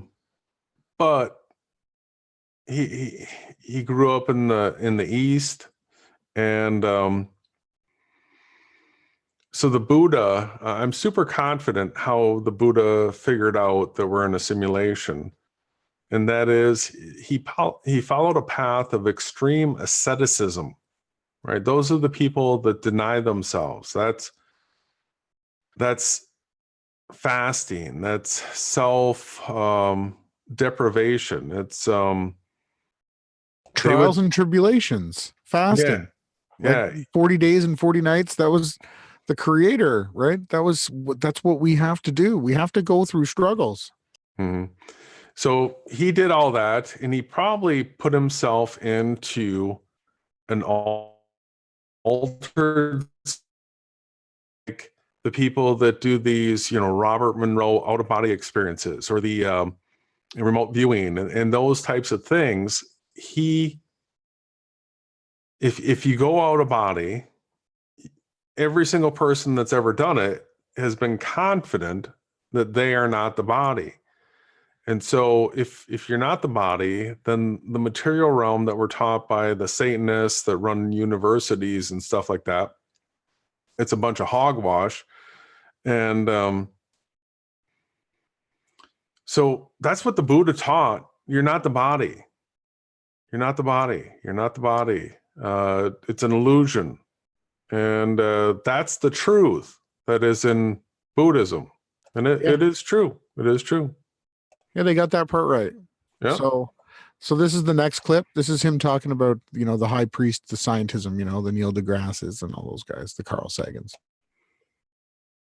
Okay, so here I am 2,400 years later saying it's a virtual reality. Well, what's the difference? You say it's a very similar thing. And he was saying that love, we're growing. It's about individual growth and getting rid of fear. And he did all that stuff. And we've had people and movements, sometimes religions, sometimes not, sometimes other groups, that have been interested in positive, loving, caring things, and knowing in their hearts and minds that this is the way forward for not only themselves, but for humanity. The problem is it's always existed in the margins. It has always existed. It's always been there. We've never been without people who had positive attitudes and understood that love is the answer. There's always been those people around, but they've been in the margins. They haven't been mainstream. Okay, now love for what though? Because you can have love for money, you can have love for a woman, you can have improper love that's blaspheme to the creator. This is where the whole lovey-dovey new age thing really takes you down a bad path, because they deny the creator. He is the love, his will, That's what blesses us, not right. Well, and I got to do a deeper word study on love, because just like we've seen with the creator's name and his name when he came here to earth, there's in the term God, like all these things are coming to light that the Satanists have coded up these words. And of course, at some point you've probably heard that love is evil backwards. And the Satanists like to be able to read and write and do everything backwards. And so when you get a bunch of people that are talking about something so obvious as, okay, he knows that we're in a simulation, and he's never going to talk about who created it, and he's going to come up with something that does not explain how we could be in a simulation. He's just going to make something up, and it's like, oh, and they, hate on religion, they hate on Christianity. It really, I have a hard time thinking that it's not the case. It seems pretty obvious to me that when they promote love, that what they're probably referring to is evil. It's like a Freemason, it's like a Jesuit type thing. In Tom's work, he's right about a number of things about how we have to change ourselves at the being level. We have to overcome our personal will, and we have to want to raise everybody up. And that's all true. And that is true love. Just this Hollywood, new agey love. That right there is the love to me that just, it doesn't sit well. It gives me indigestion. Mm-hmm. Yeah, it's well understood in my opinion as well. We'll keep going here. In our culture, and I'll just kind of say Western culture in general, because even in the East, Western culture is dominant. Unless you go into a temple someplace, then Western culture is not dominant. But basically, the commerce, the business, the education, the rat race, the big discrepancies in incomes, and the greed and the need for more money and more stuff and more things. That's not just Western. That's everywhere now. That's a kind of a world culture. And in this culture, there are those people who have the most influence over what the people in this culture believe, what they think, what they find credible. And in the old days, those people were called the high priests. They were the religious guys. They were the popes and the people who were heads of religions. They were the ones that told everybody else what was true and what was false. They were kind of the arbiters of what everybody else believed. If they said this is the way it was, this is how reality works, and this is what you need to believe, the masses tended to believe that. They gave their high priests credibility for knowing more about what the world was about than they did. So things haven't changed much. We still have high priests, except today they're scientists, not priests, but they still serve the same function. It is the scientists who tell most everybody else, and I'm talking about mainstream, not the people out in the margins who already have a bigger picture and have a bigger answer, but the people in the mainstream. The high priests of science tell people what to believe. This is true, that's not true. This is a fact, that's not a fact. That's good science, that's bad science. So when the high priests of science declare something to be true and valid, then people tend to believe, okay, that's a fact, that's true, that's the way things are. Scientists don't lie to us, they just tell us what the facts are. You can trust the scientists to tell you the facts and to separate the facts from the opinion. That's their job. High priests of religion 500 years ago had the same job, sorting out. So, and the next level is those that come to you and tell you this information aren't also necessarily going to tell you something that it is factual. The very next thing out of their mouth might be a lie or deception. Yeah, his comment about the high priests of science, man, that right there could be its own 30-second soundbite. Right? Yeah, the high priests of science, they tell you what you believe, and you're really not allowed to disagree with them. All right, otherwise you'll be ostracized and you'll be cast out. Anti-Semitic from their society. They'll mock you, scorn you, reject. Yep. Because they are the high priests. They tell you what the truth is. Well, it just turns out that they're a bunch of Pythagorean homosexuals that are Satan worshipers. Yep. And what do? Flag our videos, all this negative rendering they try to attach to us, and we just dust it off because we're just simply here for the truth. Facts from opinions. And that was the same job. So we have the high priests of science now that are the leaders of what's true and what's not in our culture. And until these high priests actually say something that legitimizes a kinder, gentler world, that legitimizes a positive viewpoint, that legitimizes a different, bigger picture viewpoint, until they go there, the mainstream isn't going to believe it. It's always going to exist in the margins, and the people in the margins, what's that? The people in the margins, 10%, 5%, 20%, I don't know, but not enough to actually change the nature of the world that we live in. So if we're going to change the mainstream thought. So I disagree. I believe any one individual can have a massive effect, do things that nobody ever even thought possible because of the power of the creator, Yahawashi. Anything is possible. This guy is flat out wrong. What he's missing is their rendering power has to be super up. Now, if you're a person that's living from ego and super fear and everything's about you, you're not going to change anything significant in the world, and that's for sure. Mm-hmm.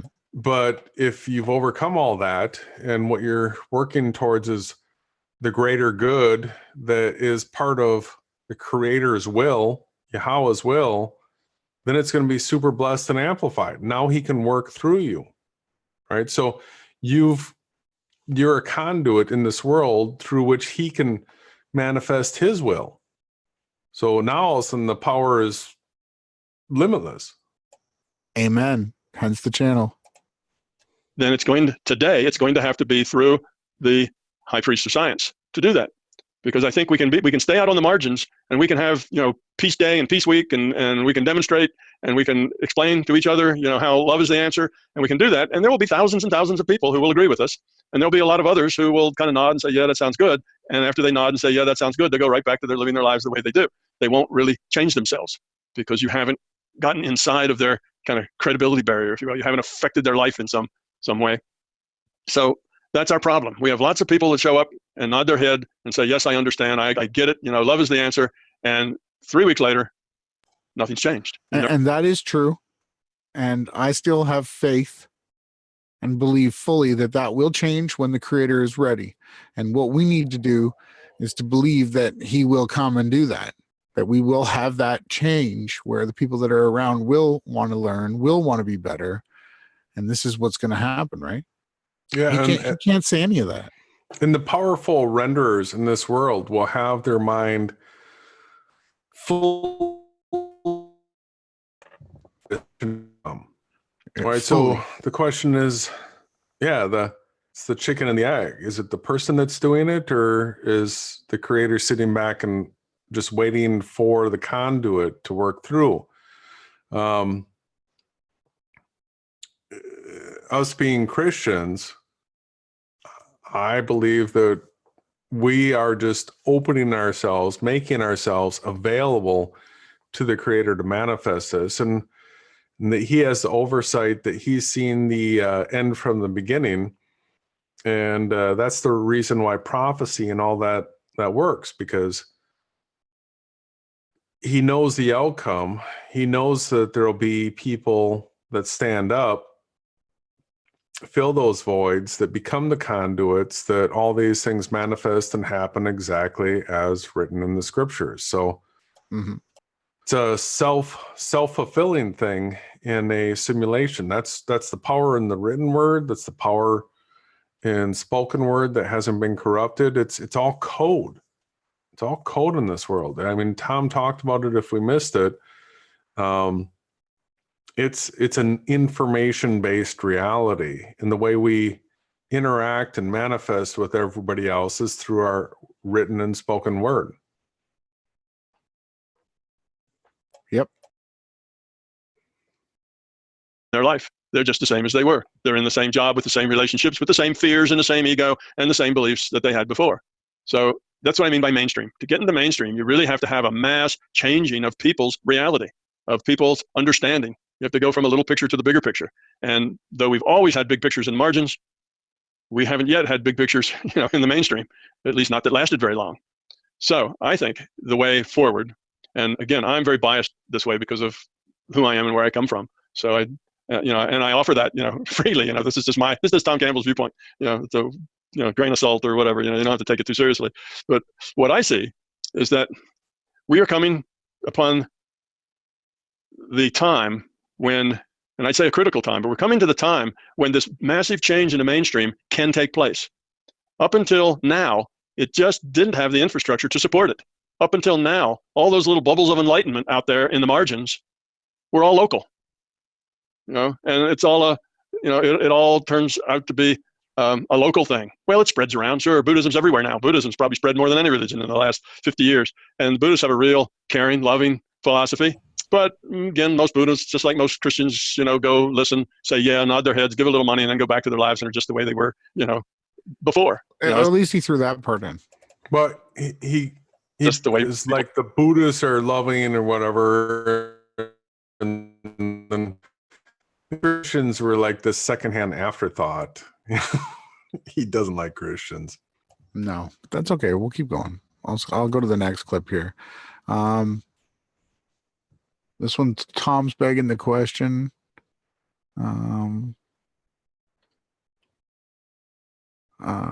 We've always had a way. Oh, no. Well, this is a long one. Sorry, everybody.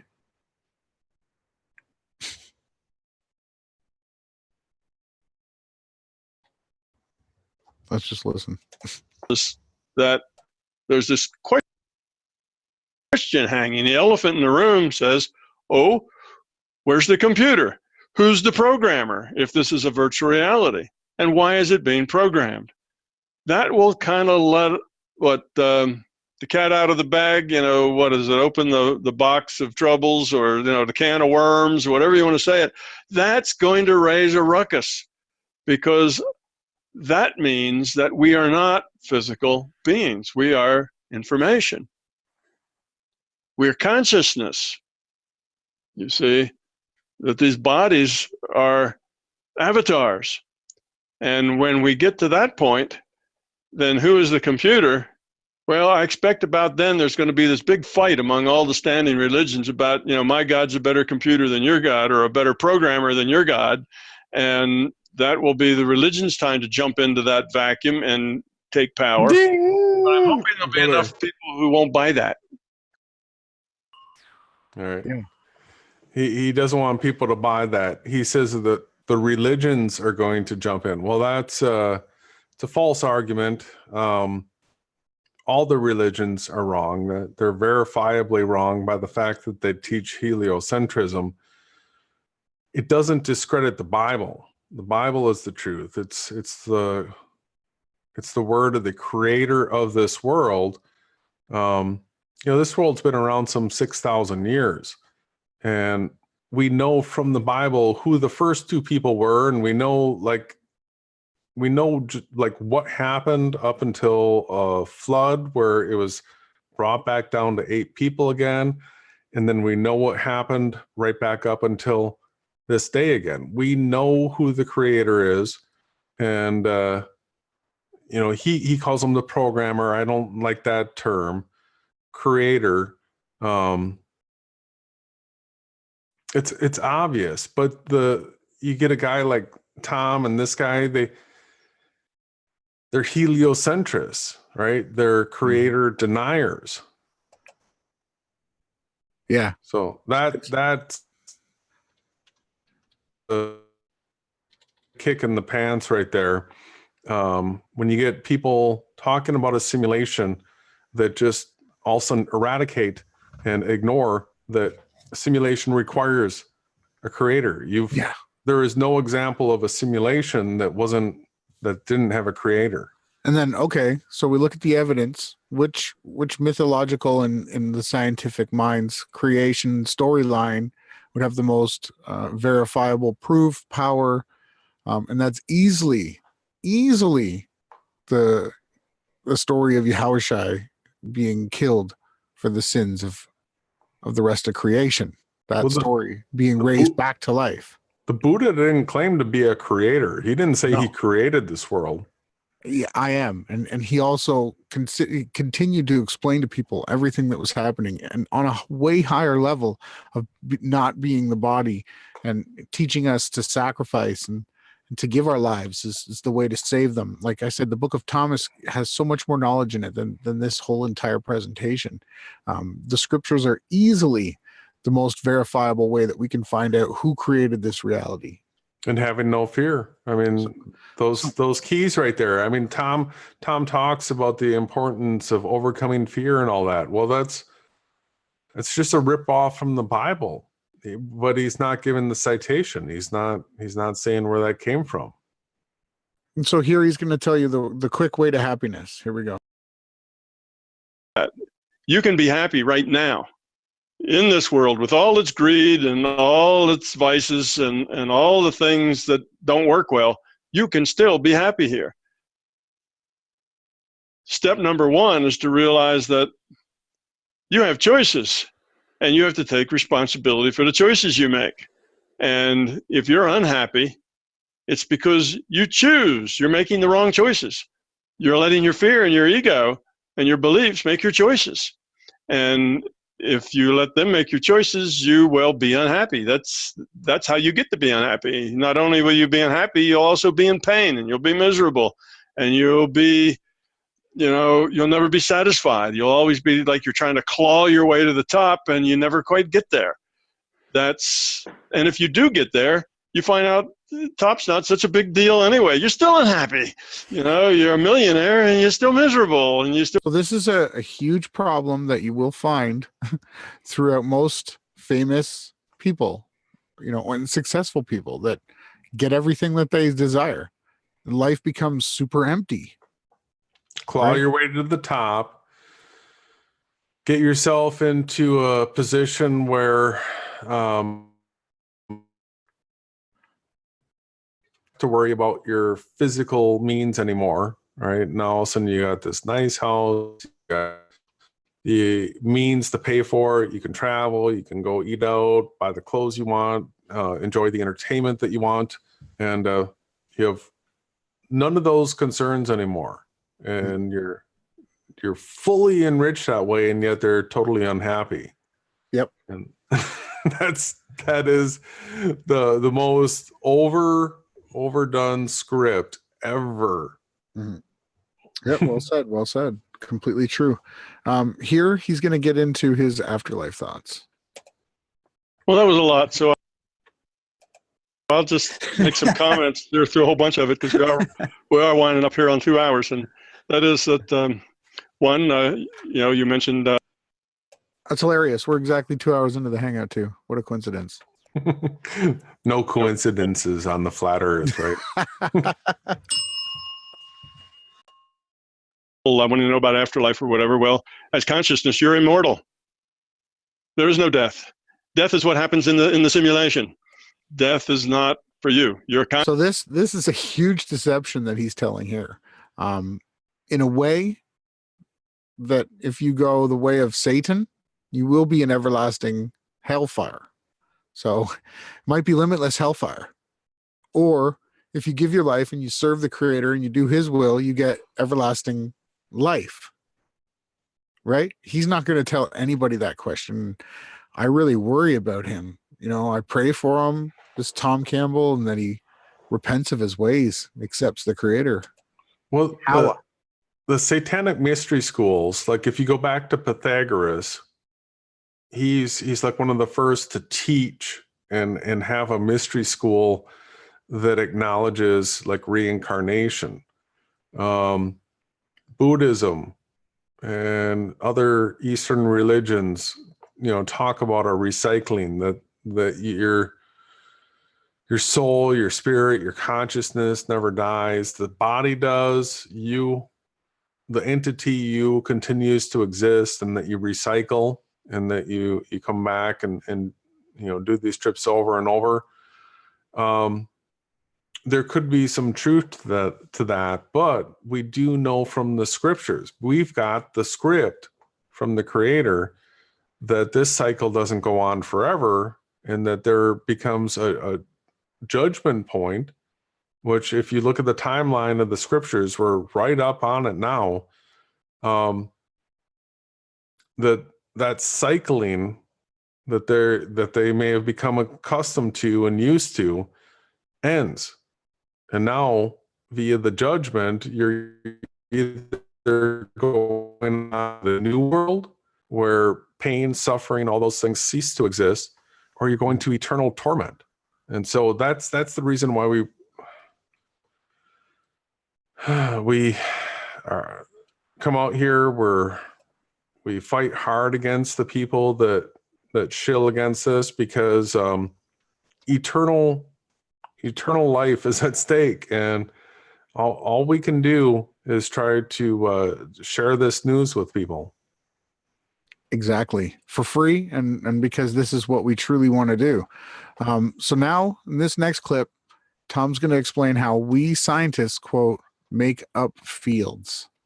All right, let's listen to this clip. They have, they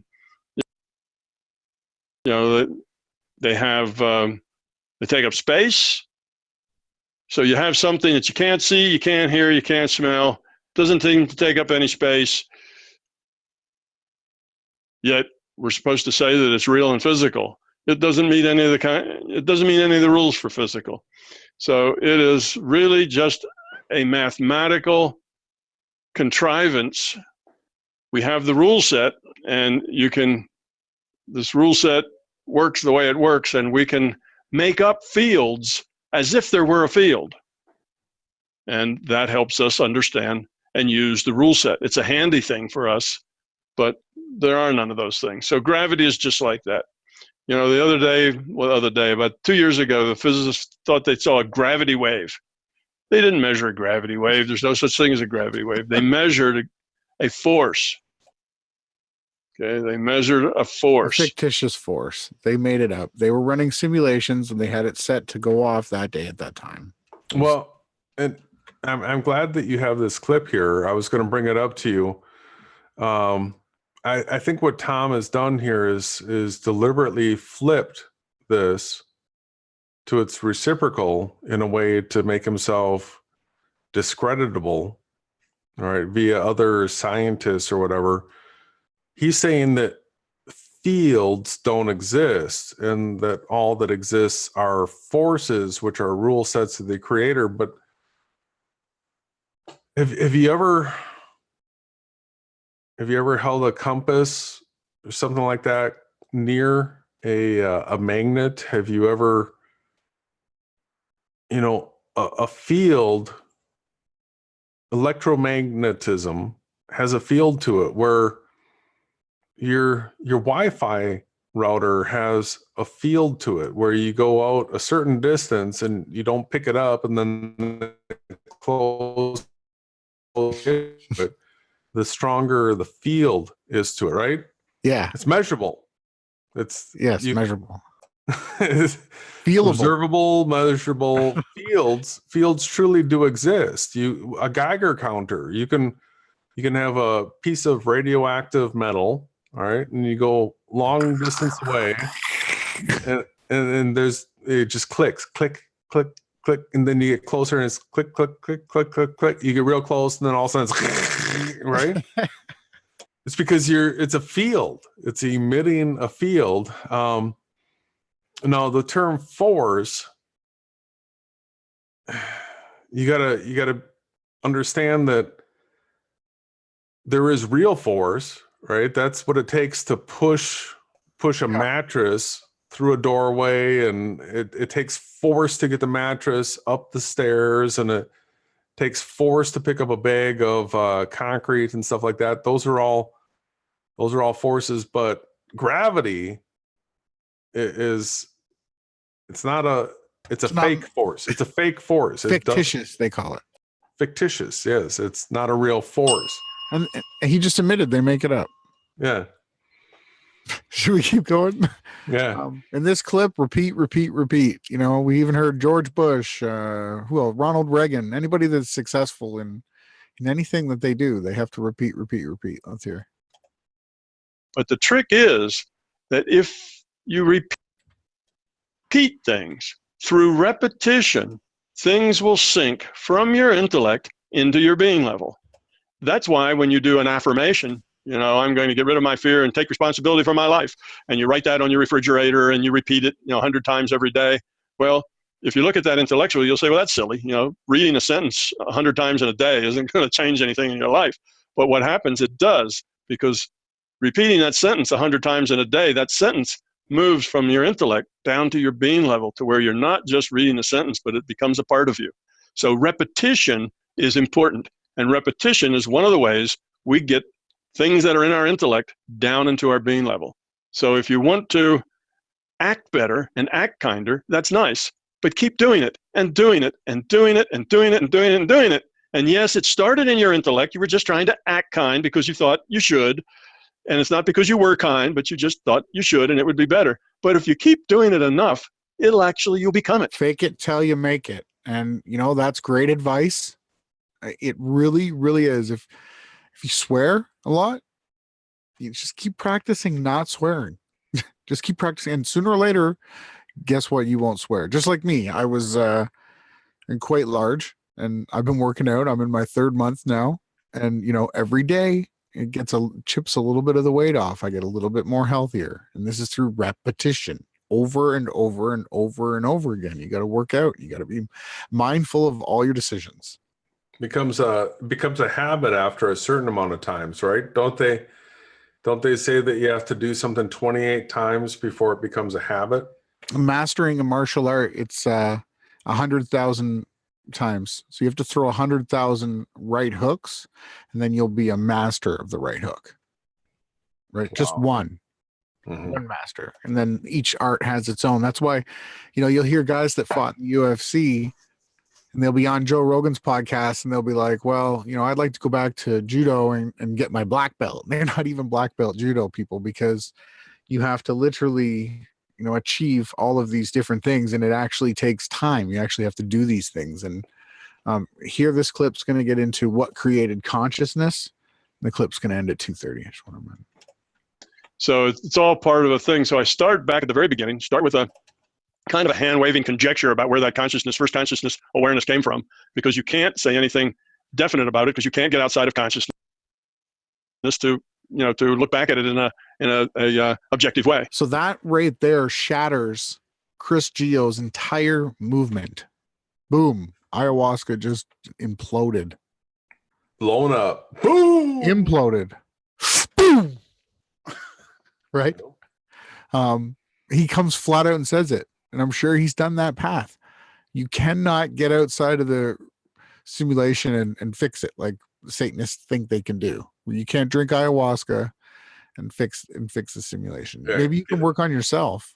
Get outside of it. Work on the simulation from the outside. No. But we can create simulations inside of here and build things. Yeah, and we can work on ourselves personally and grow as individuals. And so here, I think we're at our last clip. Tom thinks we are chips of pieces of the block that is the creator inside a VR world. So again, that's that Eric Dubay. We're fractals, right? We're fractured pieces of the one, the all, you know, trying to find its way back, you know, because the all never had experienced any of these things. So he broke pieces off of himself. But that's not at all what the scriptures say. The scriptures say that the creator brought forth light, right? And it became its own self. He gave life to that light. It's a separate thing outside of what all of these Gnostic New Age spirituality teachers are giving you. And they're missing the foundation of the creation. They're missing it. It's gone. Because that is the truth, that we can actually become something that's greater than that's outside of this simulation. We can get translated out of here. You know, I relate it back to Pinocchio. That's something that just rings true with people, because it was a doll that was a liar and a bad person. And I think, it ended up being a good person and becoming real. It's a metaphor. And this is the hidden knowledge that the secret societies, the Freemasons, the all these people have been hiding this from you. This Tom Campbell guy, he should repent and he should find the truth in the scriptures, right? It's clearly laid out, brother. It's what the gatekeepers do. They, it goes back to this, like Aleister Crowley, we are all gods. We are the creator. We are, infinite. We are, like, everybody's individual. Everybody's growing on their own. And they're just part of some sort of collective, and they're trying to raise the collective. But what they totally forget is that we're all created, and they ignore the creator. And that, it's super intentional. It's not by mistake that they go that way. So let's hear them.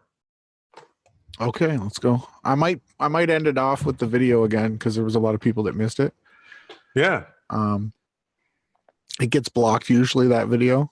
So I'll try and throw it in, see what we can do. I'll try to fight the copyright. I think just people in like the Netherlands and Germany can't see it or something. It's weird. The beginning of us all. And then if you look at all the little things that come out of that, okay, we're chips off that block. We're pieces of consciousness. Oh, we seem to be made in the larger conscious system's image, aren't we? Because we're little chips of that consciousness, and God is love. Yeah, that kind of fits too. And you can go through a lot of the theology that's Christian and that's Buddhist and that's, all the different religions. And you can find that all of the fundamental things, just like these two theologists said, all the fundamental attributes that are really important, after you throw out the dogma and the creeds and that stuff, it's just like the larger conscious system. It is the source. So no programmer. It's an evolved virtual reality, but it has. Whoa. That is such a paradox. How can you even say that? It's a blatant oxymoron. An evolved simulation. A simulation by default demands a creator. Yeah, well, keep in mind that this Tom Campbell still promotes heliocentrism. He promotes a big bang. He promotes evolution. He says that we were monkeys that came out of the trees. Right? He toes the line on all of these super satanic topics while telling you that you're in some sort of simulation. Yeah, and you're breaking up. And he talks. Go on. Yeah, they believe that they're illuminating out of the primordial soup, right? We're still mire in the swamp, and they're like lights that are starting to transcend out of the water and out of the primordial soup. They think they're like evolved beings that are just becoming like, and they're doing it outside of the creator. They're doing it every way possible without him. Well, I do know that the guy with the peacock thing around his head does give super props to Tom and call him a high priest before this hangout's over. So there's an agenda there. There's an agenda. Functions, and those functions require things like allowing us to modify future probability. That's one of the logical functions that just comes out of the way it has to work. It has to have a future probable database and a past database of all the things that had happened and all the things that could have happened and the probability that they might have happened. It's all there. And in these databases is where you get information like auras or remote viewing or all of this stuff comes out of the database. It's all available to people. And what is it the Hindus call that? The Akashic records. All disinformation, all that, bam, bam, bam. That's just Satanists trying to manifest. Again, it's so easy to see. Of course we can find the answers. They've all been written. Of course that's the truth. But he's not going to tell you any of those. He's leading you down a godless evolution path of Big Bang, spinning ball Earth cosmology. Zero truth. Again, this is a classic example of someone hiding information. If this guy was actually fully freeing you with the scriptures and everything, they'd probably cut off his hand, right? Or kill him, rip his tongue through his neck. Yeah, slit their throat and then all these other things, and kill their family, and the typical Right? Freemason Jesuit, you sworn death oath type thing. Yeah, it's clear. Neil Armstrong's mom died before he went to the moon. There was another astronaut who hung a lemon from the simulator, and he turned up dead. He died in an accident in the simulator. Right? Go figure. Right? I'll play a little bit more of this. So, the ancients figured a lot of this out, just because all you need to figure this out is to go inside yourself and explore consciousness. Now, you may have to do it for a lifetime, but you can figure it out. And they were just as capable of figuring it out as we were, because they had a mind. And if they had the time and didn't starve to death, and while doing it, had the time to explore it, then they could discover all the same things that anybody else can discover. So it's the Holy Spirit that reveals truth in this reality, right? Satan only reveals lies with mixed in with half truths, right? You'll never get the full truth from any of these people unless they proclaim the Creator and his evidence and his reasoning and his Holy Spirit, because that is truly what is being saved from this place. If you don't have that testimony, you need to pray for it. Well, you might be able to come to the conclusion that you're in some sort of simulated realm. That's been done, even without knowledge of Yahawah, yahawashi. But you're not going to know who created it, right? Well, and that's the big question, because as soon as you find out that you're in some sort of simulation / realm, this isn't the material reality that we've been taught. The very first question should be, who created it? And what's his rule set? What does he want out of us, right? I got a really clear picture just as we were discussing this, and it came to me. It's like, okay, I see it now. I see it.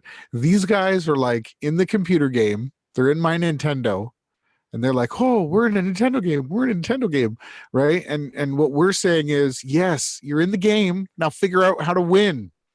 Mm-hmm. You got to figure out what to do in the game now.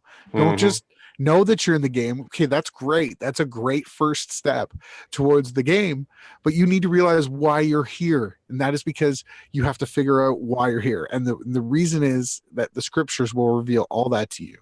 And that is how you navigate through the game, right? Yeah. What's the objective? How many games have you ever played, brother, where you're like, especially these new like large topography map things where you like big Zelda worlds, and it's like, what's the objective? What's the thing that I have to do next? You need to know what the objective is. Otherwise you just run around and don't accomplish anything. It's incredible, right? Mm-hmm. And we can see through all this so clearly. And that's because we believe in the Creator and we serve his will, right? That's the ultimate truth. It is. We've been one step ahead of these guys, and we've got a lot of flack. We've dealt with a lot of real negative people, and to that, we're never going to give up. We're going to continue to shine in the light as bright as we can, and have faith that will be put up high for everyone to see, so that we can glorify the Creator. And that's what this guy is not doing. And it's sad, right, brother? So are we going to continue to do simulation discussions? Maybe next week we can get into simulation proofs. This was more of an overall broad stroke at what the mainstream people here on YouTube are saying, or I don't even know if you call that mainstream. No, this is sort of the leading edge of the new age. What do he call them? The marginals or something like that. The fringe of scientism, the fringe, the high priests of scientism right now have been always promoting the ancient Greek atomism, atoms, buckyballs, all this kind of garbage. And so now it's coming out that we are in some sort of simulated realm, but of course the people that are rolling it out are not acknowledging the Creator. And like Tom said, the religions are going to jump on board. They all will. The Buddhists will say, yeah, we knew it. The Hindus will say, yeah, that's what we were saying. Muslims will say it. The Christians will say it, but then it comes down to who are the real Christians, or who are the ones that are saying that we're not only are we in some sort of simulation, but the world is flat, the great deception is heliocentrism. These are the ways to separate ourselves from just fake Christianity. So we're just going to keep doing what we're doing. And I have full faith in the scriptures that everything that's in them will come true, and that all the liars and deceivers are going to be wiped out. They're going to, the slate, those characters are going to be off in hell, and the ones that fought for the truth are going to be the ones that the Creator snatches out of this world, or harpazos, and puts in his new world. And we will be the conquerors of this world. We really will. Amen, brother. And that's what the scriptures prophesy. And we're going to go through all of that, I believe, next Wednesday. I want to continue this series, and I'd like to go into the scriptures that help us understand that we're not the body, and that this is passing away, and this is a supernatural place where if we have the belief in the Creator, we can say to a mountain, / forward, down, 1, 2, 3, move, and the mountain's going to move, right? This is what power we gain. We are limitless, right? And again, we got to share the cheat codes too. Left, right, up, down, right, left, BA, start, or whatever. Select, start. That's it. And we will. And we're going to do it for free, and we're going to do it as much as possible. And the Satanists can continue to censor us, right? And as they censor us, right, and steal our content and then, twist it, all of creation bears witness. Mm. Right? Yeah, it just goes down on their permanent record, and it's your call. I'm going to play us out with this video. Thank you, brother. And again, Friday, we're going to do a call-in show, hopefully, or I don't know. You're going to be busy?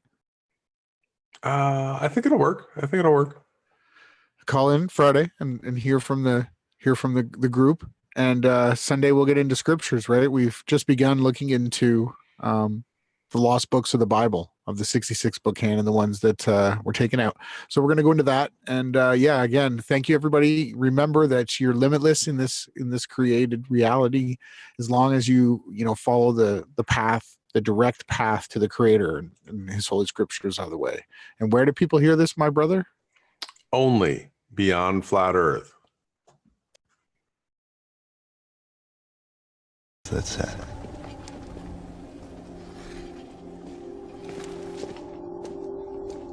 But I knew there was something more. There had to be.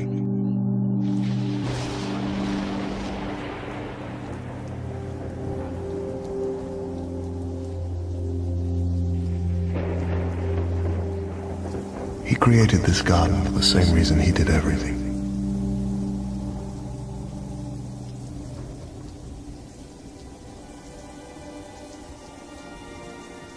So that they could be together.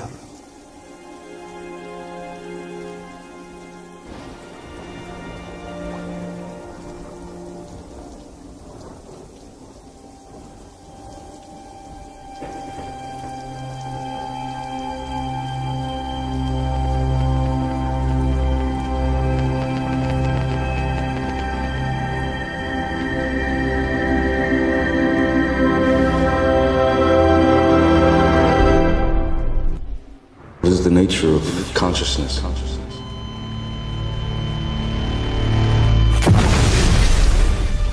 Is there a soul?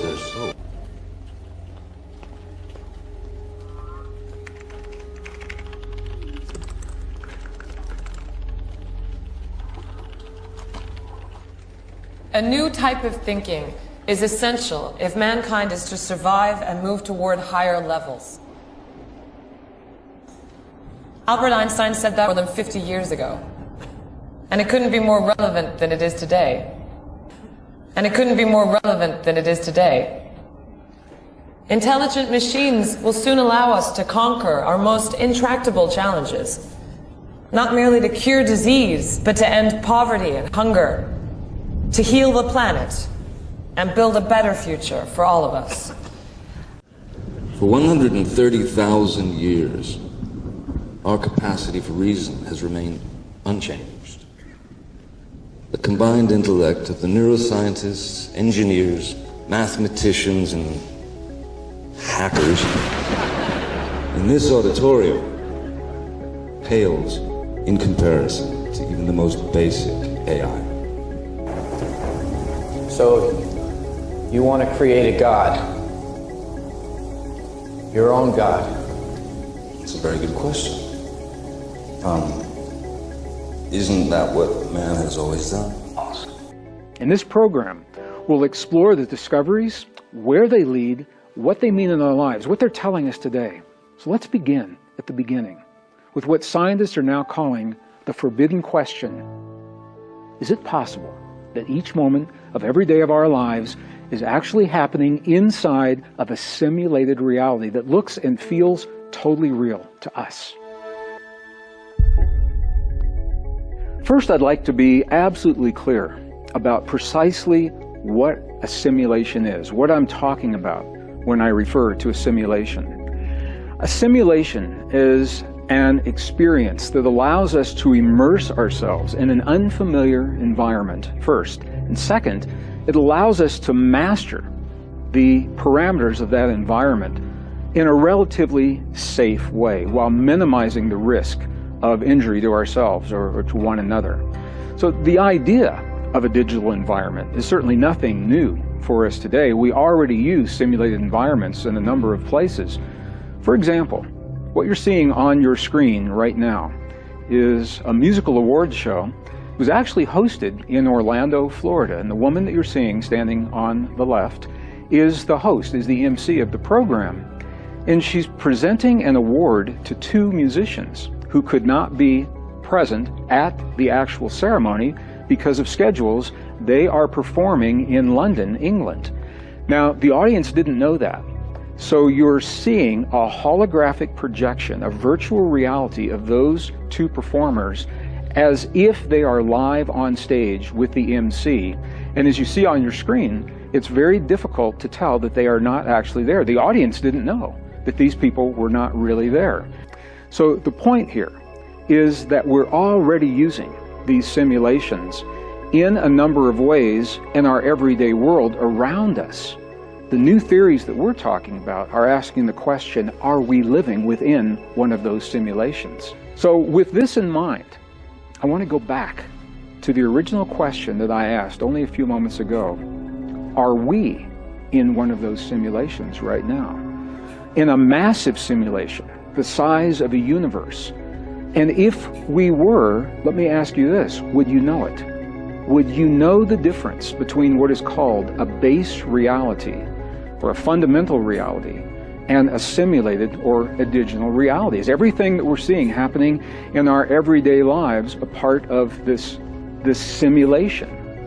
Well, the idea itself is actually a new language for something that we have heard about and been conditioned to think about for a very, very long time. To illustrate this, what I'd like to do is share with you the characteristics of a simulation as we know it today. And then let's go into one of our most ancient and cherished spiritual traditions, into the mystical texts of our past. And let's see what they are describing and how that description parallels with the simulation that we're seeing today. I think you're going to find this really interesting. The characteristics of a simulated world. A simulation has a place where it begins, a definite beginning, and it has a place where it ends. And what happens in between that beginning and that ending is based on a mathematic algorithm, a rhythm of cycles and patterns that repeat again and again and again on different scales. In a simulation, there are rules that govern the simulation, and the idea is that as the people in the simulation become more familiar with the environment, as they learn those rules, life gets better. They improve with practice.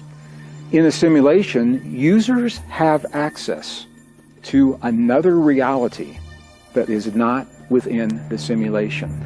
In a simulation, the users always have access to an external reality that they can tap into for guidance. If they get into trouble or if they need clarification, they always have the ability to communicate beyond the simulation.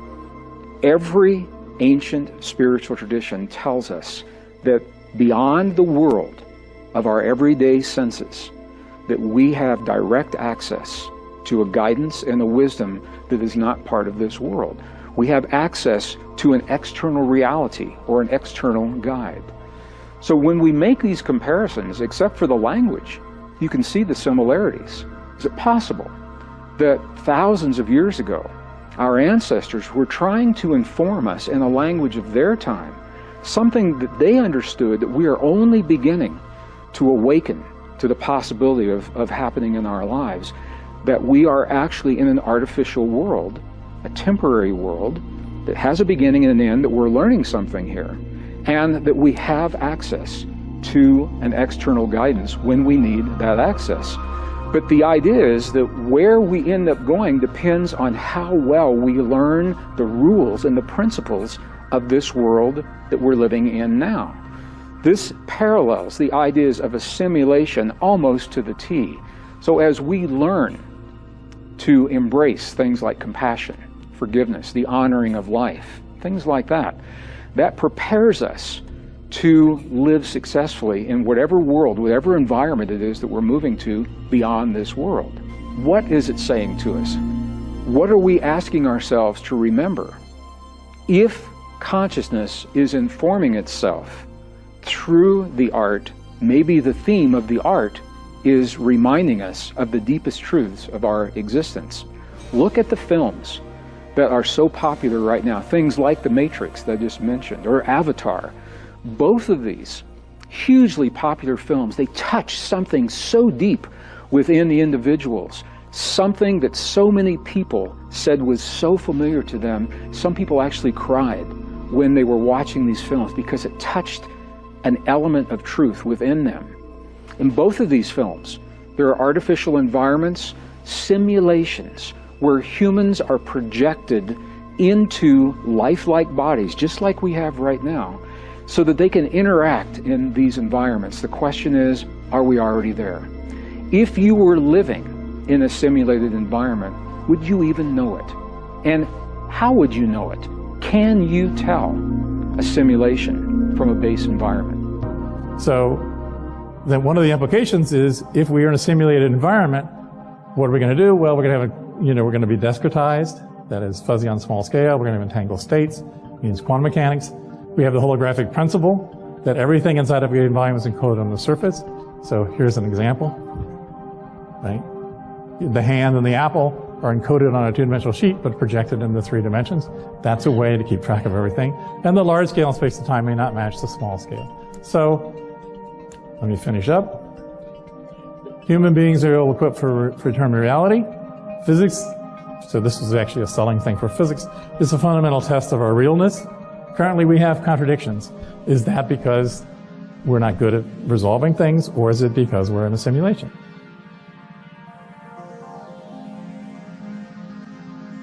So logic is not going to be enough. You guys are going to be simulation deniers. Right? I mean, there's just no way around it. So my actual goal will be to actually create a sliver of doubt in your minds so that you actually think about this and what it might mean.